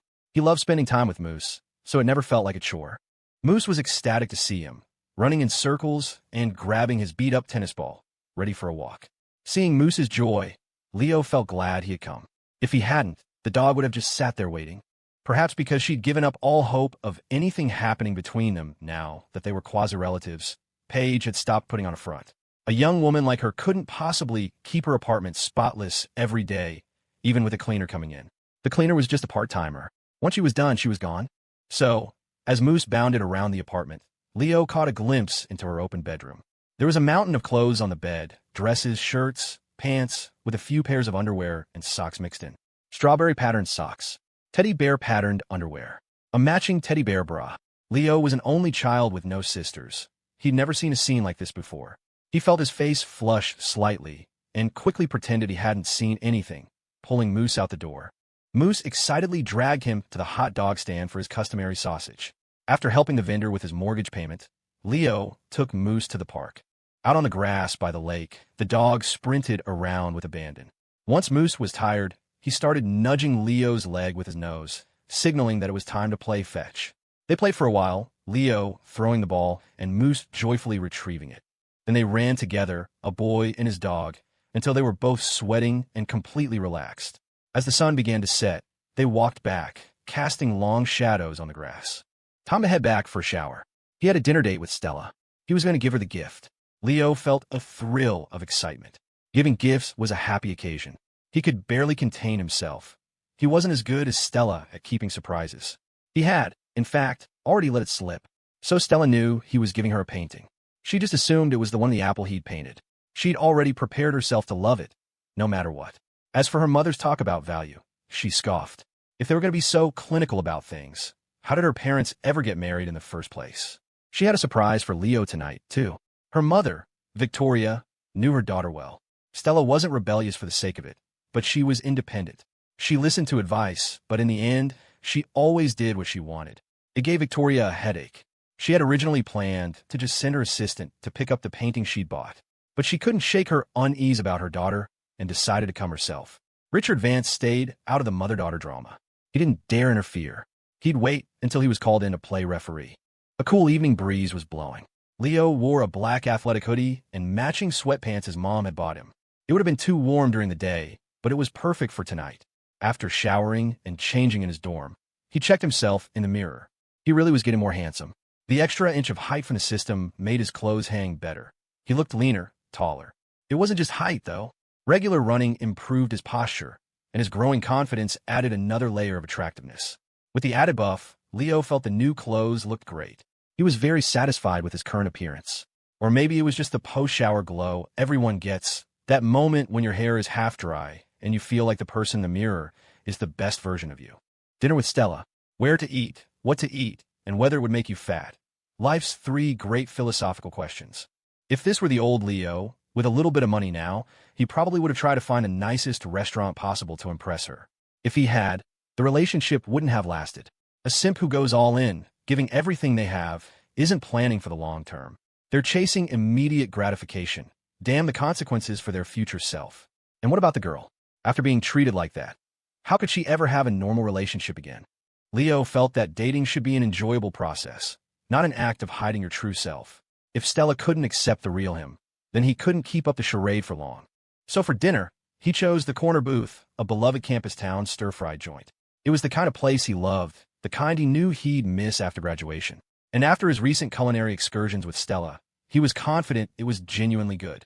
It didn't have a skyline view, but it had the lively faces of the campus community. He got there a little early to grab a table. He managed to get one by the window, which overlooked the campus lake. It was a decent view. He had suggested 6 o'clock. Stella arrived at 5:55. Leo had gotten there at 5:50, just as a group was leaving. He helped the owner wipe down the table. Stella walked in just as he was finishing.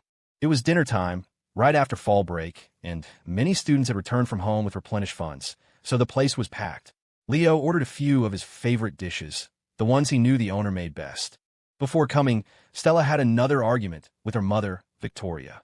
It wasn't a full-blown fight, just a tense conversation. Stella felt that no matter who she dated, her mother would find fault. Everyone has flaws, herself included. A perfect person probably wouldn't date anyone at all. Despite the conversation, she was excited for her date. She changed into a fresh white hoodie and jeans, a clean, comfortable look. She and Leo looked like they were wearing a couple's outfit, one in black, one in white. The only difference was his was a generic brand his mom had bought on sale, and hers had the faint double C logo of this season's new Chanel collection in the corner. The atmosphere wasn't as refined as lunch, but the food arrived sizzling hot, the wok-fired aroma filling the air. The distance from the kitchen to the table was short, so the steam was still rising from the plates. At the private restaurant for lunch, the dishes were artfully plated and passed between servers, arriving warm but not hot. The rice here was self-served from a large wooden bucket, and Leo went to get it. It was delicious, each grain distinct and slightly sweet. Stella wasn't picky at all. She happily helped Tyr open the disposable cutlery packets and rinse them with hot water from the teapot. When you're with someone you like, even the smallest tasks are joyful. They both sat there smiling. Their world shrunk to just the two of them. They didn't notice someone taking pictures of them. In a place like this, with phones out everywhere, it was impossible to tell if someone was taking a selfie or a photo of something else. It was Victoria's assistant. Victoria had sent her ahead. The assistant felt ridiculous. Her employer had some serious issues, making her spy on her own daughter's date. If the pay weren't so good, she would have quit. A graduate of a prestigious university, now sitting next to a greasy wok in a chaotic student diner, pretending to take selfies. It was humiliating, but she had to admit the kids were cute. The girl was beautiful, the boy was handsome, and they were laughing and talking, looking very sweet. The assistant took a few pictures and almost started shipping them herself. When Victoria saw the photos on her phone, the noisy environment, the greasy floor, the crowded tables, her daughter happily preparing their chopsticks, she almost burst into tears. If you accept hardship now, she thought, you'll have a lifetime of it ahead of you. Leo, of course, was oblivious to this surveillance. For young people in love, dinner is followed by a walk to digest, holding hands, and when the mood is right, a little kiss. Nothing more. They were students on campus, and both had to be back in their dorms at night. They walked, their hands clasped, heading for a darker, more secluded park campus. The assistant didn't get a picture of what happened next, which was for the best, or Victoria would have had a stroke. There's a reason couples seek out the dark. They ended up at their favorite spot, the pavilion below the old cemetery on the hill. They were early enough that it was empty. It was the perfect vantage point. The wind was stronger tonight, whipping across the lake and down from the cemetery on the hill behind them, making a low, moaning sound like someone crying. But for the couple in love, it didn't matter. In fact, the strong wind just gave them a reason to hold each other tighter. Are you cold? A little. Leo naturally pulled her into his arms. Better? Still a little cold. How about now? There's perhaps only one thing more terrifying than coming home from a date to find your mom waiting for you, and that is finding your spouse. After Stella and Leo parted ways, she didn't even make it back to her dorm before her mother intercepted her. Victoria Vance's emotions were unstable. It had taken all her self-control not to march into that restaurant and drag her daughter out. She knew if she had, Stella might not have spoken to her for 6 months. Victoria was caught in a paradox. She felt it was time for her daughter to be dating, but she was convinced this boy wasn't good enough. If you asked her why, she could list a dozen reasons, but she also knew Stella wouldn't listen. It would just make her seem unreasonable.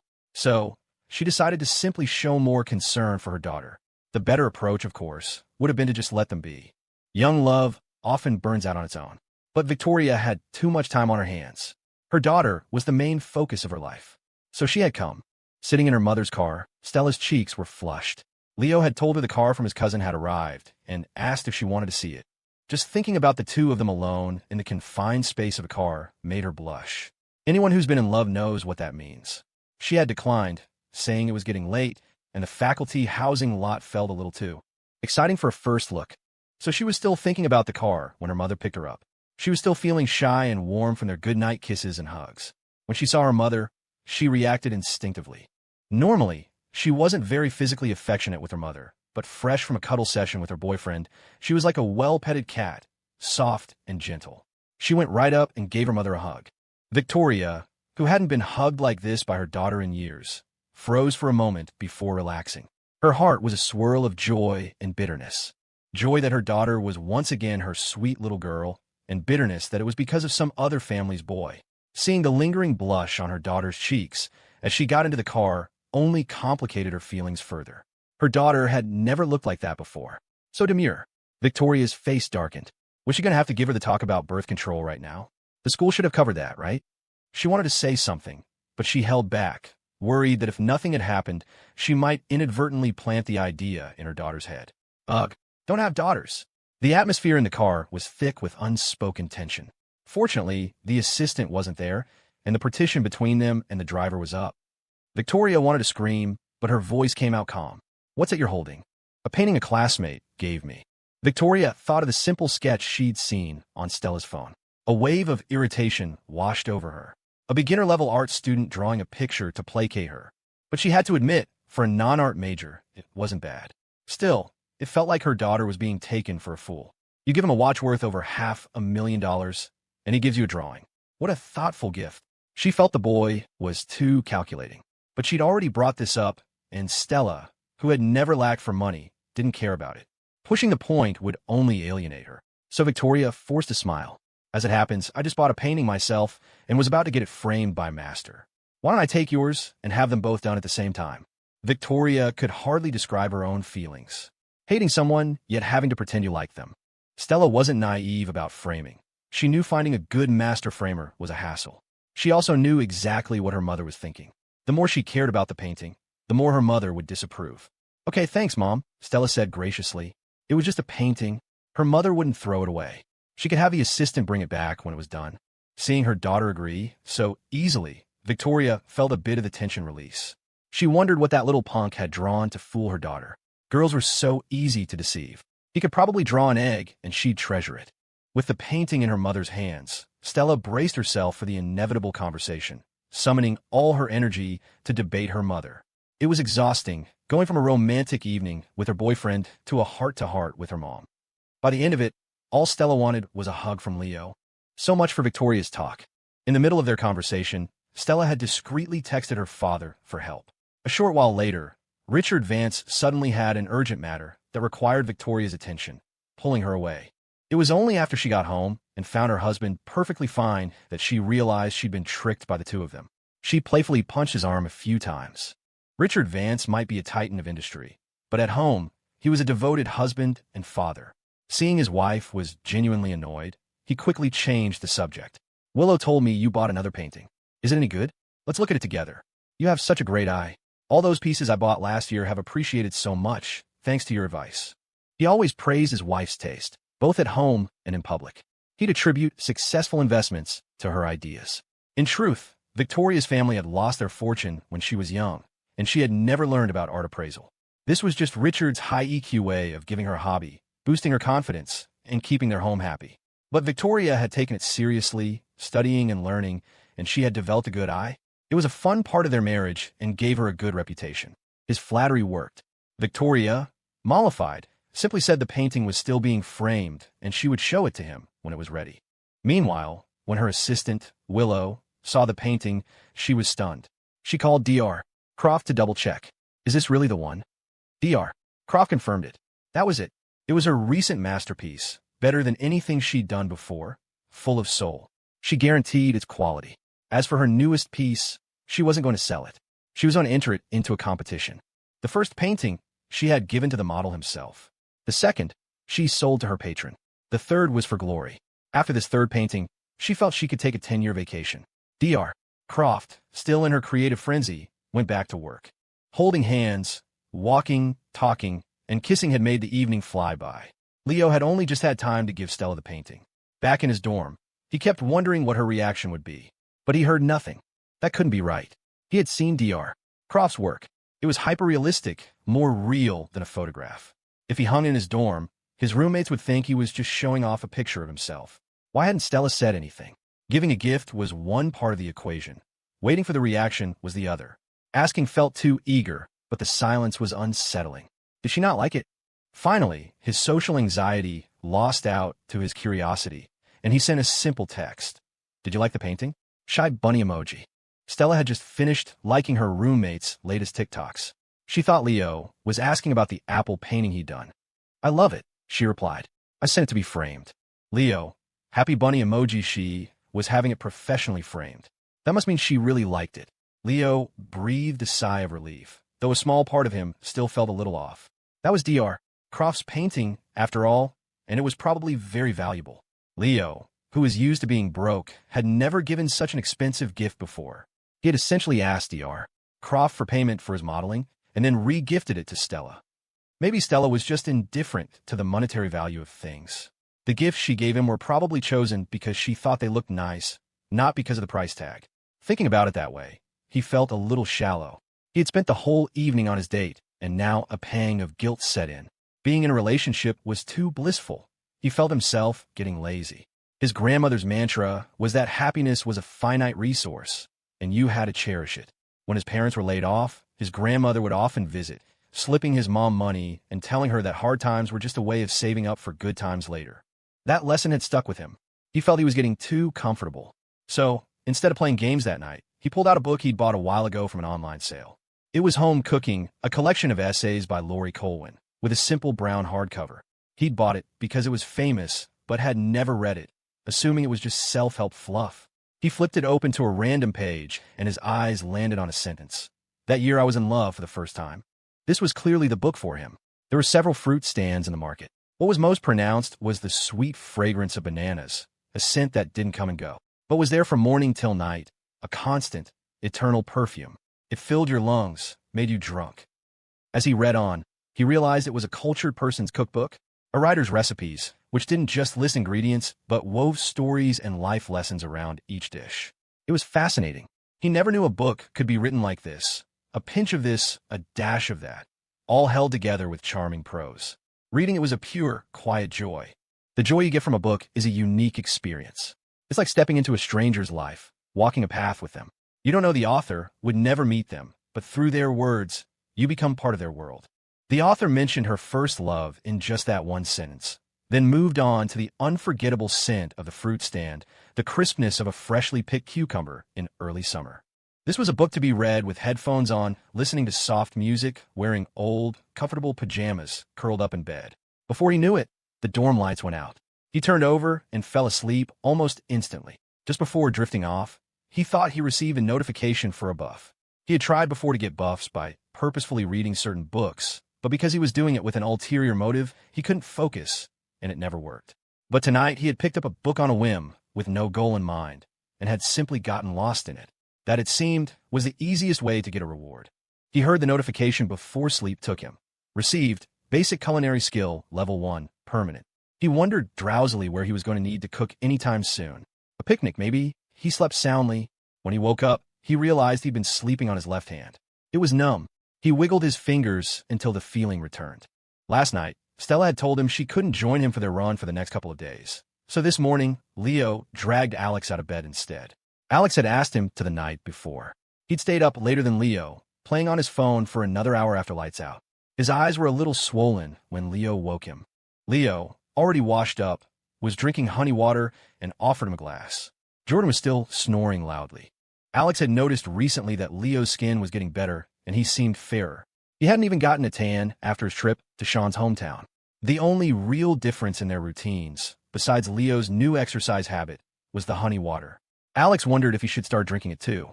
If it was that effective, it was way better than his expensive skincare products. He drank a large glass of honey water while Leo disappeared into the bathroom. Alex didn't feel the need to go at all. After Leo was done, they headed out to run. Today, only Professor Reed was there. She looked annoyed. That Genevieve, she sighed.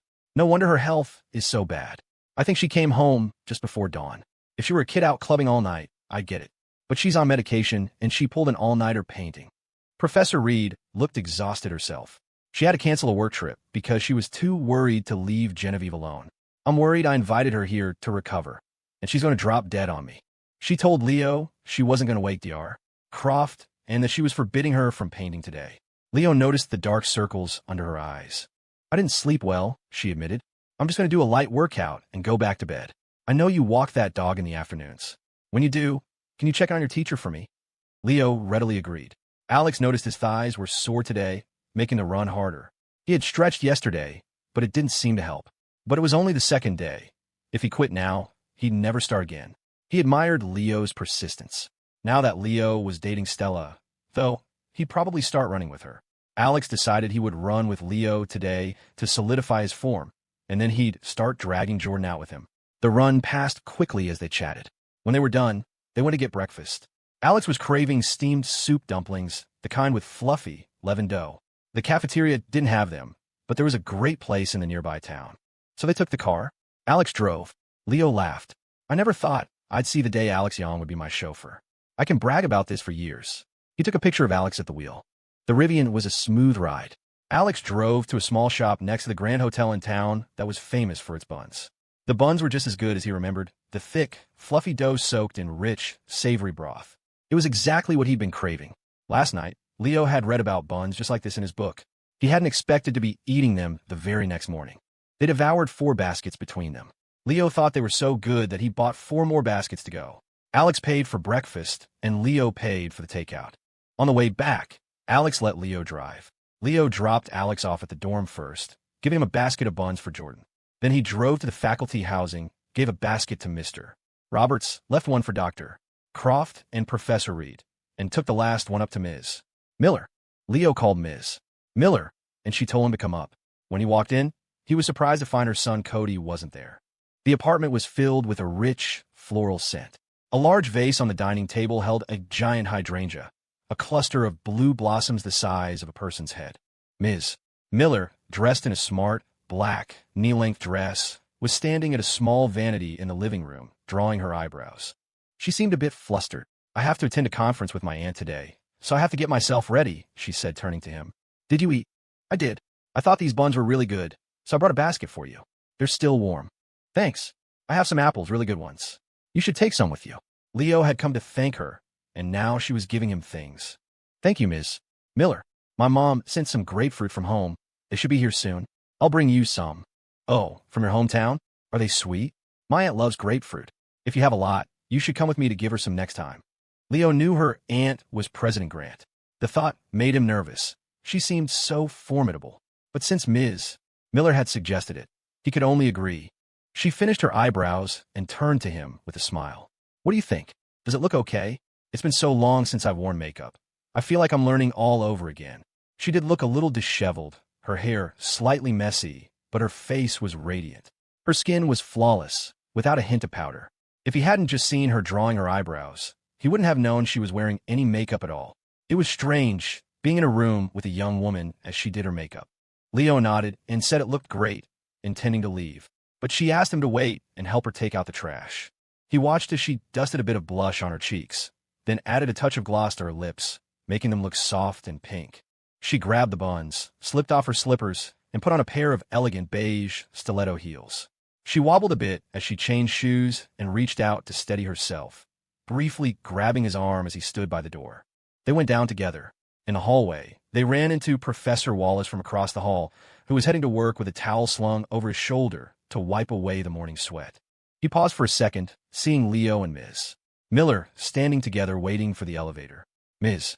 Miller greeted him cheerfully. Good morning, Professor. My student was just dropping off some materials for me and offered to help with the trash. Leo had been worried it might look strange, but she explained it so naturally that Professor Wallace just nodded. The elevator was filled with the aroma of the buns and the faint smell of Professor Wallace's sweat. Leo instinctively shifted closer to Ms. Miller and caught a light, fresh scent from her. Downstairs, he realized the familiar Lexus belonged to her. She tossed the buns onto the passenger seat, quickly tied up her hair, and expertly drove away. As Leo walked back to his dorm, he wondered how she could drive in those heels. Did she change shoes in the car? The image of her in the car, holding a hair tie in her teeth, as she gathered her hair, lingered in his mind. The Miz Miller he saw today was so different, so alive. In the car, Laura Miller, who had swapped her heels for flats, hummed a tune. She wasn't some naive young girl. She knew that putting on makeup, doing her hair, even a slight stumble while putting on shoes, all these small, vulnerable actions could be very appealing. She had actually finished her makeup before he arrived, but when he knocked, she had quickly mussed up her hair again. As for why, well, some tactics are more effective than others. Leo returned to the dorm, having traded a basket of buns for a box of apples. Jordan was eating his share, and Alex had changed from his workout clothes into a crisp button-down shirt. Leo's day was packed. He had arranged for Wes, Professor Thorne's driver, to take him to the driving school. Then he had a lunch date with Stella in the city. Wes was punctual. He was tall and well-built, with the upright posture of a former soldier. He had short hair and was dressed professionally in a shirt and slacks. "Morning, Mr. Foster," he said. Leo felt a little awkward at the formal address. Wes was clearly older than him. They went to the faculty housing to get the car. Wes drove. Unlike the university driver, Walt, Wes wasn't fazed by the Rivian. But he did notice the new watch on Leo's wrist. A Rolex was for new money. The second and third generations preferred the more refined and expensive brands like Patek Philippe. The watch Leo was wearing was one of their more exclusive models. Wes's movements became even more careful. He took Leo to the driving school to get his fingerprints registered. "This is just for logging your practice hours, sir. It will be deleted after. They can schedule your written test for next week. You should have your license within a month." Leo didn't need it that fast, but Wes's efficiency was almost unnerving. They got the car's license plate next. 5756, a decent number. Then Wes drove him to the address Stella had given him. 12 Riverbend Point. Leo didn't know the place, but Wes did. It was one of the most expensive luxury condominium developments in the city, with a prime location on the river. He figured it must be Leo's new property. As a professional driver, his primary skill was discretion. He drove to the address, saw the private parking space, and said nothing. He pulled up and got out. "I have another appointment this afternoon, sir, so I'll head out.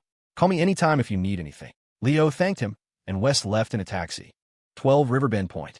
19th floor. Some private restaurants were located in residential buildings. Leo assumed this was one of them, admiring how the wealthy could find such hidden gems. You couldn't just eat at student joints all the time, after all. That wouldn't stimulate the economy. The building felt brand new, almost empty. The security guard was a young man in a crisp uniform who saluted as they drove in. The lobby was grand, tiled in gleaming marble. He took the elevator to the 19th floor. Unit 1901. There was no sign, no name, just a number. Was it that exclusive? He knocked. The person who opened the door made him freeze. It was Stella, wearing soft slippers, a simple white dress, and a blue plaid apron. It was the kind of scene a guy might dream about. "Come in," she laughed. "What are you staring at? There are slippers for you by the door." Leo felt like he needed to step back out and start over. What kind of sleeping position produced a dream this vivid? He was genuinely confused. He changed into the slippers, which fit perfectly, and walked inside. The view was breathtaking. As the name of the complex suggested, it overlooked the river. The apartment was situated perfectly on a bend, facing a wide expanse of water and marshy wetlands filled with reeds. It was stunning. The entire layout seemed designed to showcase the view. He looked around. It wasn't a restaurant. It was just Stella. Her home? No, it couldn't be. The place felt more like a giant, minimalist art gallery than a home. The floors were polished concrete, softened by a large, white, high-pile rug. The walls were a dark, textured material. The lighting was strange, artfully placed. It had the cool, unfinished look of a space still under construction. The term for it was wabi-sabi. Leo had been reading a lot lately and had stumbled across the concept in a design book. An aesthetic of transience and imperfection, of natural simplicity. It was beautiful in a stark, open way. The massive floor-to-ceiling window, for instance, was framed in such a way that it looked like a gigantic, living painting. In this stark environment, the girl in the white dress was a startling, soft contrast. Stella led him further inside. She pointed to a large, empty wall. "I'm having 2 spotlights installed here. Once the painting is framed, it will hang right here. What do you think?" Leo remembered the painting was of him. It felt a little narcissistic to hang a portrait of himself, but if Stella liked it, that was all that mattered. He nodded. She then led him to a corner by the window, where an easel and a chair were set up. "You can paint here. If the light is too bright, you can adjust it." She held up a remote and pressed a button. The sunlight streaming and intensified, becoming so bright he had to shield his eyes. "This setting is for sunbathing. You can lie on the rug." though I hear you don't get vitamin D through glass. She pressed another button, and the lights softened, filtering through the window and returning to the gentle, wabi-sabi glow from when he had first walked in. She pressed it again, and the room darkened, as if jumping from noon to dusk. This light is supposed to be the best for admiring the city lights at night. You can take pictures of the view without getting reflections from inside. She didn't press the last button. That one just makes it completely dark, for people who need absolute darkness to sleep. She showed him another room, separated by sliding doors. It was a tea room with a small pine tree in the corner, but no table yet. The walls had built-in shelves displaying a few delicate teacups. This was supposed to be for model displays, but I changed it to a tea room. I haven't had time to buy a table. I wasn't sure what style you'd like. Next to the tea room was a staircase made of what looked like real stone. The bedroom is upstairs. It's not really set up yet. The first floor is mostly done. A tea room that can be a study, the living room, a painting corner, and the kitchen. Leo listened to her tour, a sense of disbelief washing over him. This was a house prepared for him? There was no children's room, though. Do you like it? Stella asked, her eyes shining, her smile wide. Leo was silent. Of course he liked it, but he couldn't dare to think about it. His most ambitious post-graduation plan had been to find a job and rent a small studio apartment with its own bathroom. He hadn't even dared to dream of renting a full one-bedroom place. In this city, that would be thousands a month. How much would a recent graduate even make? His most successful classmates were interning at banks for maybe $6,000 a month, or at tech contractors for $8,000, but they were working themselves to the bone. But this place, with its designer decor, its prime location, its wabi-sabi aesthetic that screamed expensive minimalism. The rent alone would be more than his entire monthly salary. What was he supposed to think? How was he supposed to feel? He just stood there, completely overwhelmed. Through. The following output provides the complete, corrected text for these chapters, restoring the missing plot points, character development, and narrative flow while ensuring consistency with the established adaptation context. So, can you cook? Stella Vance, it turned out, was taking this whole dating thing very seriously. A new apartment needed a housewarming, and a housewarming needed a home-cooked meal. It was a core tenet of the romantic experience she was trying to build. Her plan, in its original, ambitious form, had been to prepare a rich and complex pot of instant ramen. She bought the apron. She bought the gourmet ramen packs. She'd selected the finest oils, salts, and sauces. She'd even bought fresh vegetables and meat. Then she'd run into a problem. Cooking, which seemed so simple in theory, turned out to be a disaster in practice. She'd already attempted one trial run. She'd aimed for a delicate noodle soup and ended up with a starchy, congealed pancake. The noodles and vegetables had fused into a single mass with a bizarre, bitter flavor. At least it wasn't burnt. But after one hesitant taste, she couldn't fathom what unholy combination of seasoning she had created. Her next thought was to just order a feast from DoorDash, but it was too late. Leo was already on his way up. After she gave him the grand tour of the apartment she'd furnished according to her exact specifications, Leo was still processing. The place was technically an asset from her family's portfolio, one of dozens of properties her dad's development company had acquired over the years when contractors couldn't pay their bills. This one she'd picked out herself, mostly because it had been the original model unit for the building. Back when the condos were first listed, they'd hired some famous Japanese architect, a master of minimalism, supposedly, who charged a fortune for the design, a fee that served as a major marketing gimmick. The target demographic was some kind of successful bachelor or maybe a chic young couple with no plans for kids. It could even function as a studio for an influencer. Every corner, from the entryway onward, was photogenic. Of course, when it was used to settle a debt, the design fees were wiped from the ledger. The property was valued at cost, which Stella recalled was somewhere around $500,000 for the main floor's 1,000-plus square feet. The upstairs loft bedroom was considered a free bonus. And being the model unit, it occupied the highest floor with the best, most unobstructed view of the Bridgeport skyline. Her father had always said that when the kids of the rich squandered the family fortune, it was the patriarch who felt the pain. Stella didn't feel a thing. She'd picked this place with the intention of giving it to Leo. Maybe she was getting a little carried away. She wanted to get him a car, but someone else had beaten her to it. So, she'd gone straight for the apartment. It was brand new, never lived in, which would make signing over the deed a simple matter of paperwork with the developer. The original developer, her dad's company, was long gone, but the new management was easy enough to deal with. She'd spent the last few weeks having the place cleaned and set up, though a few details were still unfinished. It had been a rush job, but Stella was nothing if not decisive. When an idea took hold, She acted. From the first spark of the thought to this moment, less than a month had passed. The efficiency was staggering. Leo had been in a daze since he saw the empty space on the wall reserved for a painting, the designated art corner, the minimalist tea room. Honestly, even with only one bedroom, the loft was bigger than his entire family home, and the ceilings were twice as high. Until Stella asked him if he liked it, he'd been looking at it like a museum exhibit. At her question, his heart had started to pound, a feeling of disbelief washing over him. The faucet ran, warm water cascading over his hands as he washed lettuce, ginger, and garlic. He smashed the garlic cloves with the flat of the knife, sliced the ginger, and stacked the lettuce leaves neatly. Making noodles was easy. He could do this without overthinking. Fry 2 eggs. Just a simple meal. He'd done it for himself plenty of times before. He wasn't sure what his cooking skill level was, but it was edible. Just some instant ramen with fresh greens. Working in the brand new kitchen with its gleaming and used cookware, Leo now wore the plaid apron. It looked a little cute on him. Stella was tasked with cracking the eggs. The shells shattered under her enthusiastic taps, sending tiny fragments into the bowl. It was clear Victoria Vance was not a natural in the kitchen, a trait she had passed down to her daughter.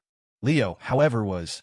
He deftly separated the shell halves, heated the oil, and slid the eggs into the pan in one smooth motion. The range hood hummed to life a bit loud. The apartment's open-concept kitchen was beautiful, clearly not designed for heavy-duty American cooking. It was fine for occasional use, but regular meals, especially anything involving a lot of smoke or spice, would leave the whole living room smelling for days. No smoky barbecue ribs in here. Leo focused on the task like a mission, so engrossed he didn't even look up at Stella. Worried she might be bored, he asked her to film him, suggesting it could be content for the roommate account. Stella's eyes lit up. She held the phone with the concentration of a brain surgeon, terrified of messing it up. She was one of the Roommate Chronicles' earliest followers and watched every video. She listened when Leo told her about Sean's family situation, but there was little she could do. It wasn't about money. Sickness was the great equalizer, just as miserable for the rich as it was for the poor. Having money just meant better external conditions. It didn't make the pain disappear. The thought of just throwing money at the problem never occurred to her. Her affection for Leo didn't extend that far. And since Leo himself had never asked, Stella, who was no saint, didn't overstep. One cooked with intense focus, the other filmed with matching diligence. Time flew. It didn't take long to make instant noodles. The water boiled, the other ingredients were cooked, and at the very last second, he dropped in the noodle blocks. He pulled them off the heat before the water could return to a boil to keep them from getting too soft. He'd also pan-fried some peppers until their skins blistered and charred. Before adding anything to the broth, he'd sautéed the garlic to release its aroma. He didn't like eating the garlic itself, but it added a deep flavor. He tossed the seasoning packets and used his own salt and MSG. If he'd had more time, a slow-simmered chicken or bone broth would have been better, but in an age of greasy food, a clear, simple soup was just as good. He served 2 bowls. The green vegetables were vibrant against the broth, each topped with a perfect fried egg and blistered peppers. It was a feast. Stella snapped a picture before digging in. It was delicious, exactly as good as she had imagined. For a girl who had eaten her fair share of gourmet food, she was exceptionally gracious, drinking every last drop of the soup and eating all the peppers until the bowl was sparkling clean. After dinner, there was no argument over who would do the dishes. There was a dishwasher. They carried the bowls over together and loaded them in. It was only a few plates. Leo figured he could have washed them by hand in minutes. His dad did all the housework at home, but Stella insisted on using the machine. It was nice, Leo admitted. The last thing you want to do after cooking is wash dishes. For a newly dating couple, the simple act of carrying dishes together was charged. Their hands brushed, and an electric current passed between them. In the next moment, they were in each other's arms. After the embrace came the inevitable kiss. Even holding hands felt electric. The hug sparked a physical reaction. The kiss was deep, lingering, hard to break away from. They were full from dinner. It seemed some digestion was in order. Leo asked Stella to help him untie the apron. She'd been the one to tie it, and now it seemed impossible to undo. When he tried himself, he'd pulled the wrong string and turned it into a knot. Stella tried, but she couldn't get it either. She told him to just pull it off over his head like a t-shirt. The apron string, however, was caught tight around his neck. It was a little ridiculous. Instead of helping, Stella lunged forward, pressing her face against his through the fabric of the apron and biting his lip again, this time a little harder, a little more painful. The struggle to remove the apron somehow ended with them on the kitchen counter. He lifted her up, her back pressing against the cool marble, the pesky apron still bunched up between them. He loved kissing her. Sweet, soft, wet. He listened to her short, sharp breaths as her hands instinctively found their way around his neck, her body pressing flush against his. Intimate. Unbreakable. Beside them, the dishwasher whirred to life with a series of loud clicks, followed by the rush of water filling the machine. The upstairs bedroom wasn't ready because it didn't have a bed. Or rather, it didn't have a traditional bed. The minimalist, Japanese-inspired design featured a raised platform, but the mattress and linens hadn't been purchased yet. The second floor was just as photogenic as the first. The downstairs bathroom had a shower and a massive full-length mirror. Upstairs, there was a bathtub, a walk-in closet, and a bedroom, all in an open-concept layout that felt very much like a luxury hotel suite. The kind where one person could be in the bath and not have to worry about the other sneaking off with their wallet. When it was a model unit, it had been staged with plush towels, decorative books, and a full set of bedding. When Stella took it over, she'd had all of that removed. Now it was pristine. The bathtub was particularly striking, large, circular, almost like a miniature swimming pool. It was too big to move easily, so it remained. Its white, matte finish was beautiful. Downstairs in the kitchen, they had been all over each other, but touring the bedroom, they were surprisingly reserved. It was hard to be anything else without a mattress. Too hard. Too uninviting. After lunch, they'd lingered for a while, and could have stayed longer, but Stella's phone kept buzzing. Leo glanced at the screen. Victoria Vance. Stella's mother. An image of the woman immediately came to his mind. Elegant, wealthy, and strikingly beautiful. Her features were bold and clear, and she looked much younger than her age, but she lacked a certain warmth. It was hard to put a finger on it. Dr. Croft, for instance, felt instantly familiar and kind. Professor Reed was stern but fair. Mrs. Vance, however, seemed to have an air of being both unkind and unreasonable. But she was undeniably gorgeous. Stella still had a youthful softness to her. From certain angles, her mother was even more exquisitely beautiful. The phone buzzed relentlessly. Stella finally answered. Leo froze, not daring to misbehave. He just held her close, his hand still, afraid she might make a peep that her mom would hear. But while Leo was being a model of restraint, Stella leaned against his shoulder and bit him while she talked on the phone. He winced in silent pain, his body reacting involuntarily. The moment she hung up, he couldn't stop himself. He pulled her into his arms and gave her a firm swat on her rear. He discovered something even more fun than her teddy bear underwear. Her butt. It was round, firm, and fit perfectly in his hand. He was beginning to understand why guys in relationships always seem to have their hands on their girlfriend's waists or rears. It felt natural, a simple, intimate claim. Some things, it seemed, didn't need to be learned. They were instinctual. He gave her a playful squeeze, and she just blushed and looked back at him, a silent invitation. Her phone buzzed again. It was time to go. They didn't have a change of clothes, and Stella had to face her mother. Stella drove, and Leo discovered another side of her. She handled her Rivian with the aggressive confidence of a seasoned pro, a stark contrast to the girl who'd just been blushing in his arms. He found out she even had a commercial driver's license. The 40-minute GPS estimate was dispatched in just over 20. It was thrilling and slightly terrifying. As they pulled up to the faculty housing, Leo felt a familiar knot of anxiety. Laura Miller's parking spot was empty. He let out a breath he didn't realize he'd been holding. Why did he feel so guilty? It was just a stupid dream, but the thought of Laura seeing him with Stella made his stomach clench. I have to go back to my dorm and change before I see my mom, Stella said, interrupting his thoughts. She'll notice if my clothes are wrinkled. She gave a small, frustrated sigh. Sometimes I feel like I'm only really letting myself live because it annoys her. As she headed to her dorm, the perspective shifted across town to Victoria Vance herself. She was furious. A casual call with a designer friend had revealed Stella wasn't just visiting a friend. She was furnishing an entire apartment. An apartment for him.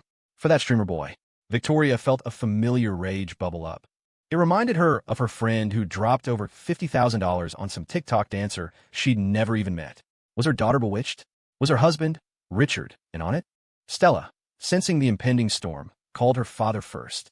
Richard Vance listened, his calm demeanor a practiced counterpoint to his wife's volatility. While even he was surprised at the speed of it all, his strategy was simple. Manage Victoria. Your mother just bought that new painting from Dr. Croft, right? He said. It should be delivered today. Get home, distract her with the art. Let her calm down before you talk about anything else. A moment later, A notification popped up on Stella's phone. A wire transfer, $4.30,000.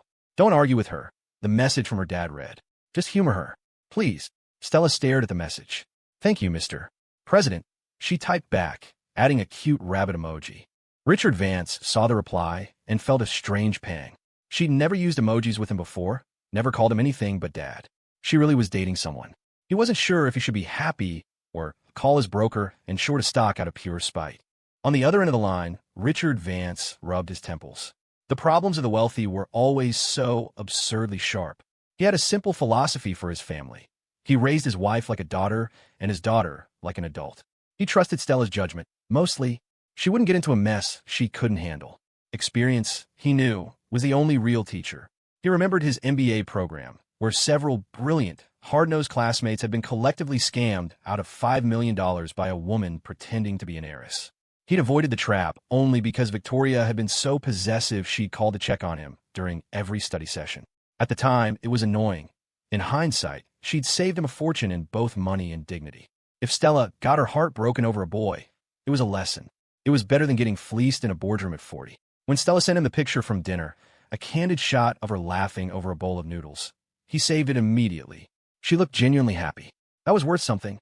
Back at the Vance residence, Stella arrived armed with peace offerings, a bag of warm, candied pecans from a downtown confectioner and a jar of spicy pickled okra, Victoria's secret vices. It almost worked.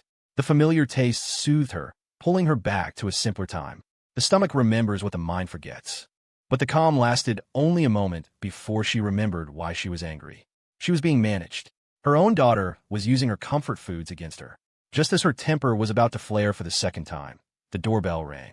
The art had arrived. Victoria's anger was momentarily sidelined by anticipation. She genuinely admired Genevieve Croft. The artist's recent work, post-illness, had a fire and a depth that Victoria found captivating. This was an investment in true talent, she told herself, not like her friend's frivolous digital gifts to that dancer. Her friend had finally soured on the dancer. By the way, his accent, when he finally spoke on a live stream, was apparently atrocious. Now she was obsessed with a podcaster with a nice voice. Victoria sighed. A $500,000 investment in a real artist was entirely justifiable. It was practically a tax write-off. Two massive, cloth-draped canvases were carefully carried into the living room by gloved handlers. They were identical in size, framed in heavy, expensive wood. The workers placed them on easels and departed, leaving mother and daughter alone in a vast living room. Stella, playing the part of the dutiful daughter, stepped forward to do the honors. Let's see what you bought, Mom. With a flourish, she pulled the cloth from the first canvas. Miles away, Dr. Genevieve Croft felt a tremor in her hand as she tried to lift a coffee cup. The painting spree had left her drained but exhilarated, a state of creative transcendence that bordered on physical collapse. She had been possessed by an inspiration so fierce it had demanded not one, but multiple canvases to fully exorcise. Back in the Vance living room, the unveiled painting silenced the space. It depicted a young man in a sun-drenched studio, caught in a moment of creative focus, turning to look directly at the viewer. The light, the emotion, the sheer technical skill, it was breathtaking. A masterpiece. A clear evolution in Croft's work. And then, the horror dawned. The boy in the painting, rendered with such soulful, melancholic beauty, was him, Leo Foster. That yellow-haired boy her daughter was obsessed with. Victoria's mind short-circuited. What if they stay together? I bought my future son-in-law's portrait. How tacky. What if they break up? I'm left with a $500,000 portrait of my daughter's ex-boyfriend. Can you return fine art? Is there a 7-day, no-questions-asked policy? The silence was deafening. Stella, meanwhile, was trying to suppress a tidal wave of laughter. Her mother had commissioned a portrait of her boyfriend. This was comedy gold. She feigned a look of serious appreciation. Dr. Croft is amazing, she said, her voice laced with faux innocence. She made him look so handsome. Victoria's jaw tightened. She had never wanted to return a purchase so badly in her life. The painting was too good. The boy's gaze was magnetic, and for a terrifying second, she understood the appeal. Mom, if you really don't like it, you can just give it to me, Stella cooed, wrapping an arm around her mother's. She was already mentally hanging it in the new apartment. Victoria was about to issue a resounding absolutely not when the gallery assistant, who had just returned, hurried over. Oh, my apologies, Mrs. Vance, she said breathlessly. We've unveiled them in the wrong order. That one is Ms. Vance's, a gift from her friend. She moved to the second canvas and whisked away the cover. This is the piece you commissioned. Another painting was revealed. Nearly identical. Same subject, same scene, same artist. But this one was subtly different. The details were sharper, the gaze more intense, the aura more profound. And in the corner, the artist's signature was clear and bold. Victoria stared, speechless, from one portrait of Leo Foster to the other. The silence in the room was absolute. She had spent $500,000 on a painting of her daughter's boyfriend, only to find out her daughter had received a nearly identical one for free. The absurdity of it was crushing. Silence was the theme of the evening. After the second painting was revealed, Victoria was silent again. This time, the silence wasn't just deafening. It was the kind of soul-crushing silence that shatters one's entire worldview. By her own artistic judgment, her connoisseurship, and every other metric she possessed, the painting she had paid for was undeniably superior. Placed side by side, the one she'd bought was more mature, more detailed, more vibrant, more handsome, and more infuriating. The words failed her. Victoria's mind was a blank. She had spent $500,000 on a painting that was identical to the one her daughter had received for free. Same artist, same subject. One had a signature, one didn't. If these were old works, you need an expert to authenticate the unsigned one. But the artist was still alive, right here in town. The brushstrokes were identical. Before seeing the second painting, she had been satisfied with the first, if she ignored who the model was. Seeing the second, she could clearly perceive the artist's progression, the subtle shift in mood and technique. It was a pleasure to witness a brilliant artist's evolution. Except she was looking at him. How could she ignore him? He was so lifelike, so handsome, so melancholic yet noble and relaxed. Victoria desperately wanted to call Dr. Croft and ask her how she managed to cram so many conflicting qualities into one person. An internal dragon was roaring. Then she turned to look at her daughter, who was smiling at the painting. Not just smiling, blushing. Victoria took a deep breath. She had never felt so ripped off in her life. She wanted to press her thumb into the pressure point below her nose to keep from fainting. She couldn't count on her daughter. Stella was drooling over a painting. Stella truly hadn't expected this. She hadn't known her mother had bought a portrait of Leo, and she certainly hadn't realized the painting he'd given her was this painting, the one from the TikTok video. She had been so captivated by that final shot, the view of the painting through the studio door, her heart aching when the door closed, as if locking him inside. And now her mother had bought it. She loved it. She was overjoyed, already plotting how she could sweet-talk her mother into giving it to her.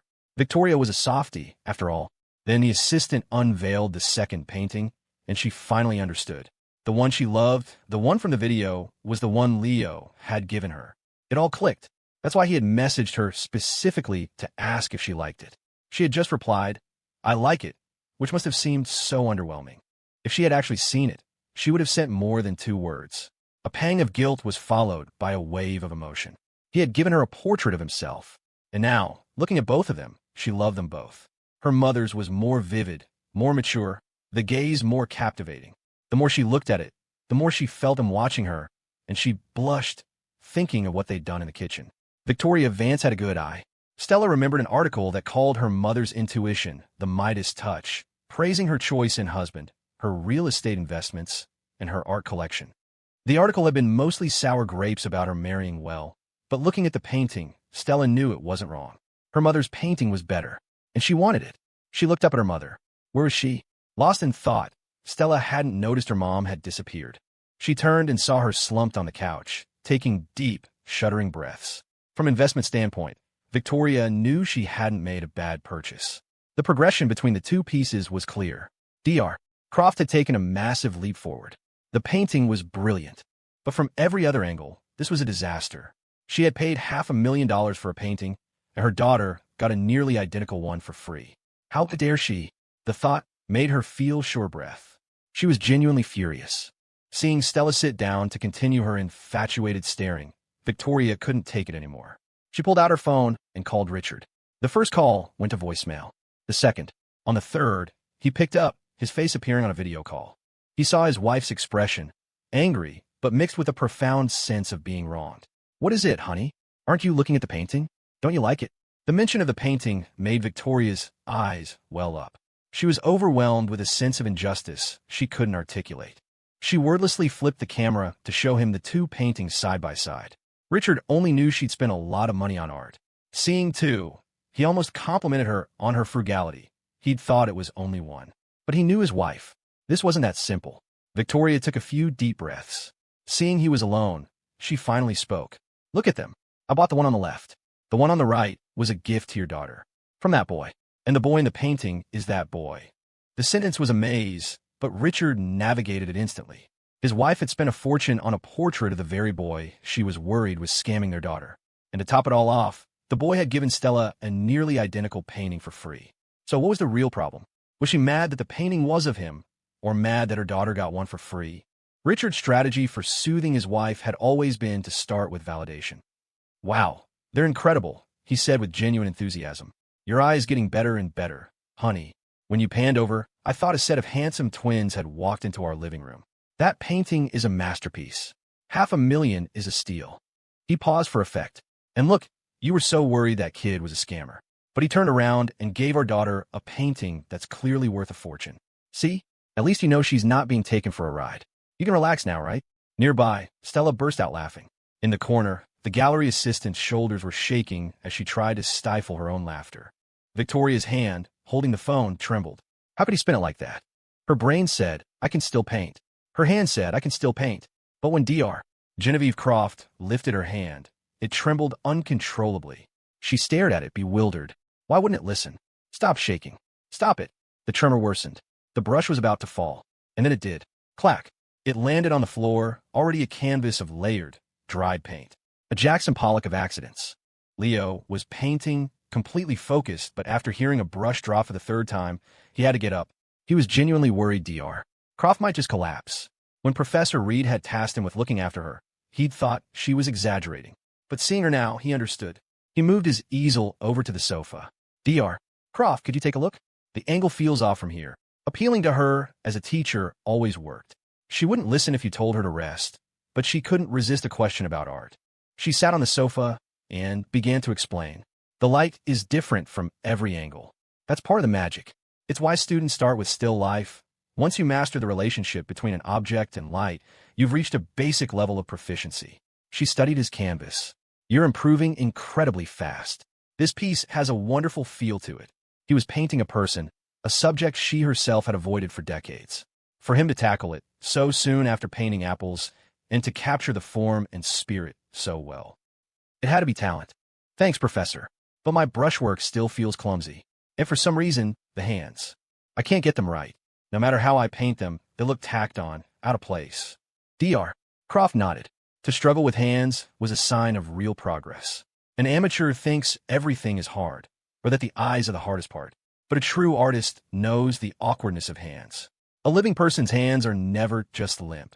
They hold tension. They suggest action. Her portrait of Leo worked because his hands were doing something, painting, give them a bag to hold, a bottle to grip, and they became easier. Empty hands were the most difficult of all. When you get to hands, she said, you have two options. First, give an action. Make them do something. The second is repetition. Go and draw 1,000 hands. Draw them until you understand every subtle difference, every muscle. Then come back to the painting, and the solution will feel natural. Leo thought about his own hands when he was with Stella, how they seemed to have a will of their own. He understood. Teaching Leo gave her a chance to rest. As she leaned back into the sofa, a wave of exhaustion hit her. Every muscle ached. You can't let up, she thought. Once you stop, it's impossible to start again. She knew it was a bad habit, pushing her body past its limits. But inspiration was fleeting. If she didn't seize it now, it might not return for a year. In a state of flow, 1 hour of work was worth a decade of grinding. So she worked like a madwoman. Finally relaxing, she remembered she hadn't touched her phone in days. It was full of missed calls, but she ignored them. If it was important, they'd call back. Right on cue, it rang. She put on speaker, too tired to lift it to her ear. It was a colleague, another artist. Genevieve, I heard you sold another piece. $500,000? You still got it. I thought you were taking time off for your health, sipping herbal teas. Turns out you were secretly training. The art world was small. The news had spread from the master framer. I'm on herbal tea, Genevieve said, a grin spreading across her face. The doctor said no spicy food, and I got bored. So I just doodled a little. An old patron of mine saw it and insisted on buying it. The voice on the other end was dripping with envy. Doodled a little? The word is that it's your masterpiece. And congratulations, by the way. I saw the painting. It's magnificent. The critic Richard Wilde posted about it today. He said it has a real shot at the Alexander Locks Prize. High praise. A shame you already sold it. Genevieve let out a hearty laugh. That's the first time you've ever complimented me like that, Lou. And it's no shame at all. Wilde's praise is prize enough for me. She hung up, feeling triumphant. A moment later, a text came in from Lou. Seriously, though, who's your doctor? Can you give me a referral? People are saying you must be on something. She scoffed. Why couldn't they just admit she was brilliant? Leo, who had overheard the whole conversation, asked, What's the Alexander Locks Prize? And why can't you enter if it's sold? Wouldn't the owner be thrilled if it won? Dr. Croft's eyes sparkled. In that moment, though exhausted, she was radiant with confidence. It's a long story, but think of it as the Nobel Prize for painting. It's the highest honor. The piece that's sold can still be submitted. It's just complicated. But it doesn't matter. She gestured with her chin toward her other easel, where a canvas was covered in what looked like chaotic, abstract graffiti. Because the one I'm really submitting is this one. For some reason, the main lawn had been taken over by an army of toddlers. Grandparents and nannies chased after tiny humans as they waddled and stumbled across the grass. One was wearing tights over a diaper, their chubby, sausage-like thighs on full display, licking a handheld fan. Another was brandishing a toy gun, making loud pew-pew noises. A third was blowing a continuous stream of bubbles. One was just lying face down, putting fistfuls of grass into its mouth. When Leo, Dr. Croft, and Moose arrived, they all froze. Leo had bought 4 hot dogs from a street vendor. Dr. Croft had casually taken 2 of them. Now, Moose was staring at her, his big, brown eyes filled with confusion and betrayal. Why did she steal my snack? Dr. Croft, oblivious, noticed the dog's intense gaze. Oh, does he like me? She asked Leo, turning her head. He keeps looking at me. Woof. Woof, woof, woof. See? He's barking at me. He definitely likes me. Leo considered telling her that Moose was, in fact, cursing her out for grand larceny. But she had taken the hot dogs so naturally, he hadn't known how to react. Moose, too, had been stunned into silence at the brazen daylight robbery. But he was a well-behaved dog. His protests were purely verbal.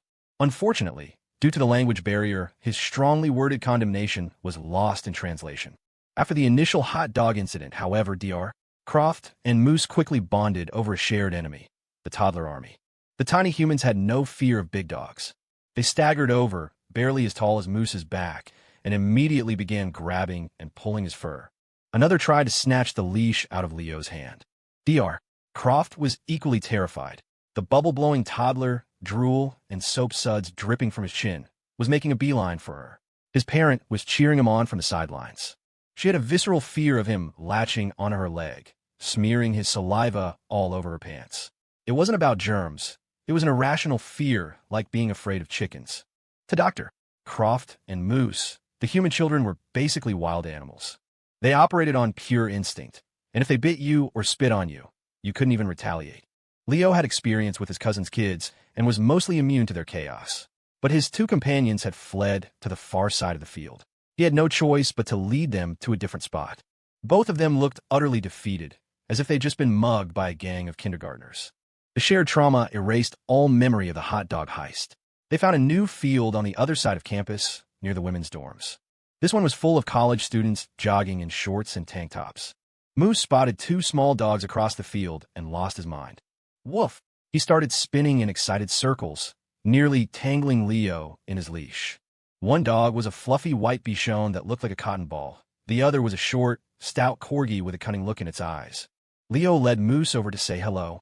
The Bichon belonged to an economics professor, the corgi to the wife of an English teacher Leo had taken a class with. Introductions were made, dog to dog and human to human. The little Bichon, a male, was surprisingly fierce. He and the corgi had been playing happily, but when Moose lumbered over, the Bichon started yapping, a sharp, piercing sound that was much louder than Moose's deep bark. Moose, for his part, ignored the corgi completely and focused all his attention on the tiny, angry fluffball. The corgi, a female, seemed quite taken with Moose and kept nudging his backside, but he paid her no mind. No wonder he's still single, Leo thought. Eventually, the professors had to leave. Moose was still trying to play with the Bichon. After they were gone, he finally calmed down and started chasing a ball. Leo was about to hand the ball-throwing duties over to Dr. Croft, but it turned out she was more interested in fetching the ball. She and Moose started competing for it. Moose was baffled. This human not only stole his hot dogs, now she was trying to steal his favorite green fuzzy ball? Unacceptable. The game was on. Leo could see that Dr. Croft's stamina was no match for Moose's, so he started throwing the ball more in her direction. After losing several times in a row, Moose's morale collapsed. He started barking furiously, refusing to play anymore. Dr.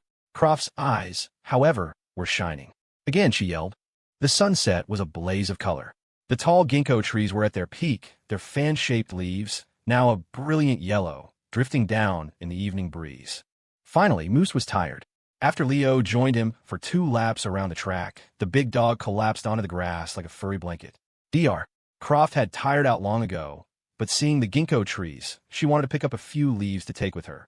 There was something about ginkgo trees that made you want to take a picture. The image of a fresh-faced, artistic girl under a shower of golden leaves was an indelible part of the cultural memory. Take a few pictures of me, Dr. Croft said. You're good at it.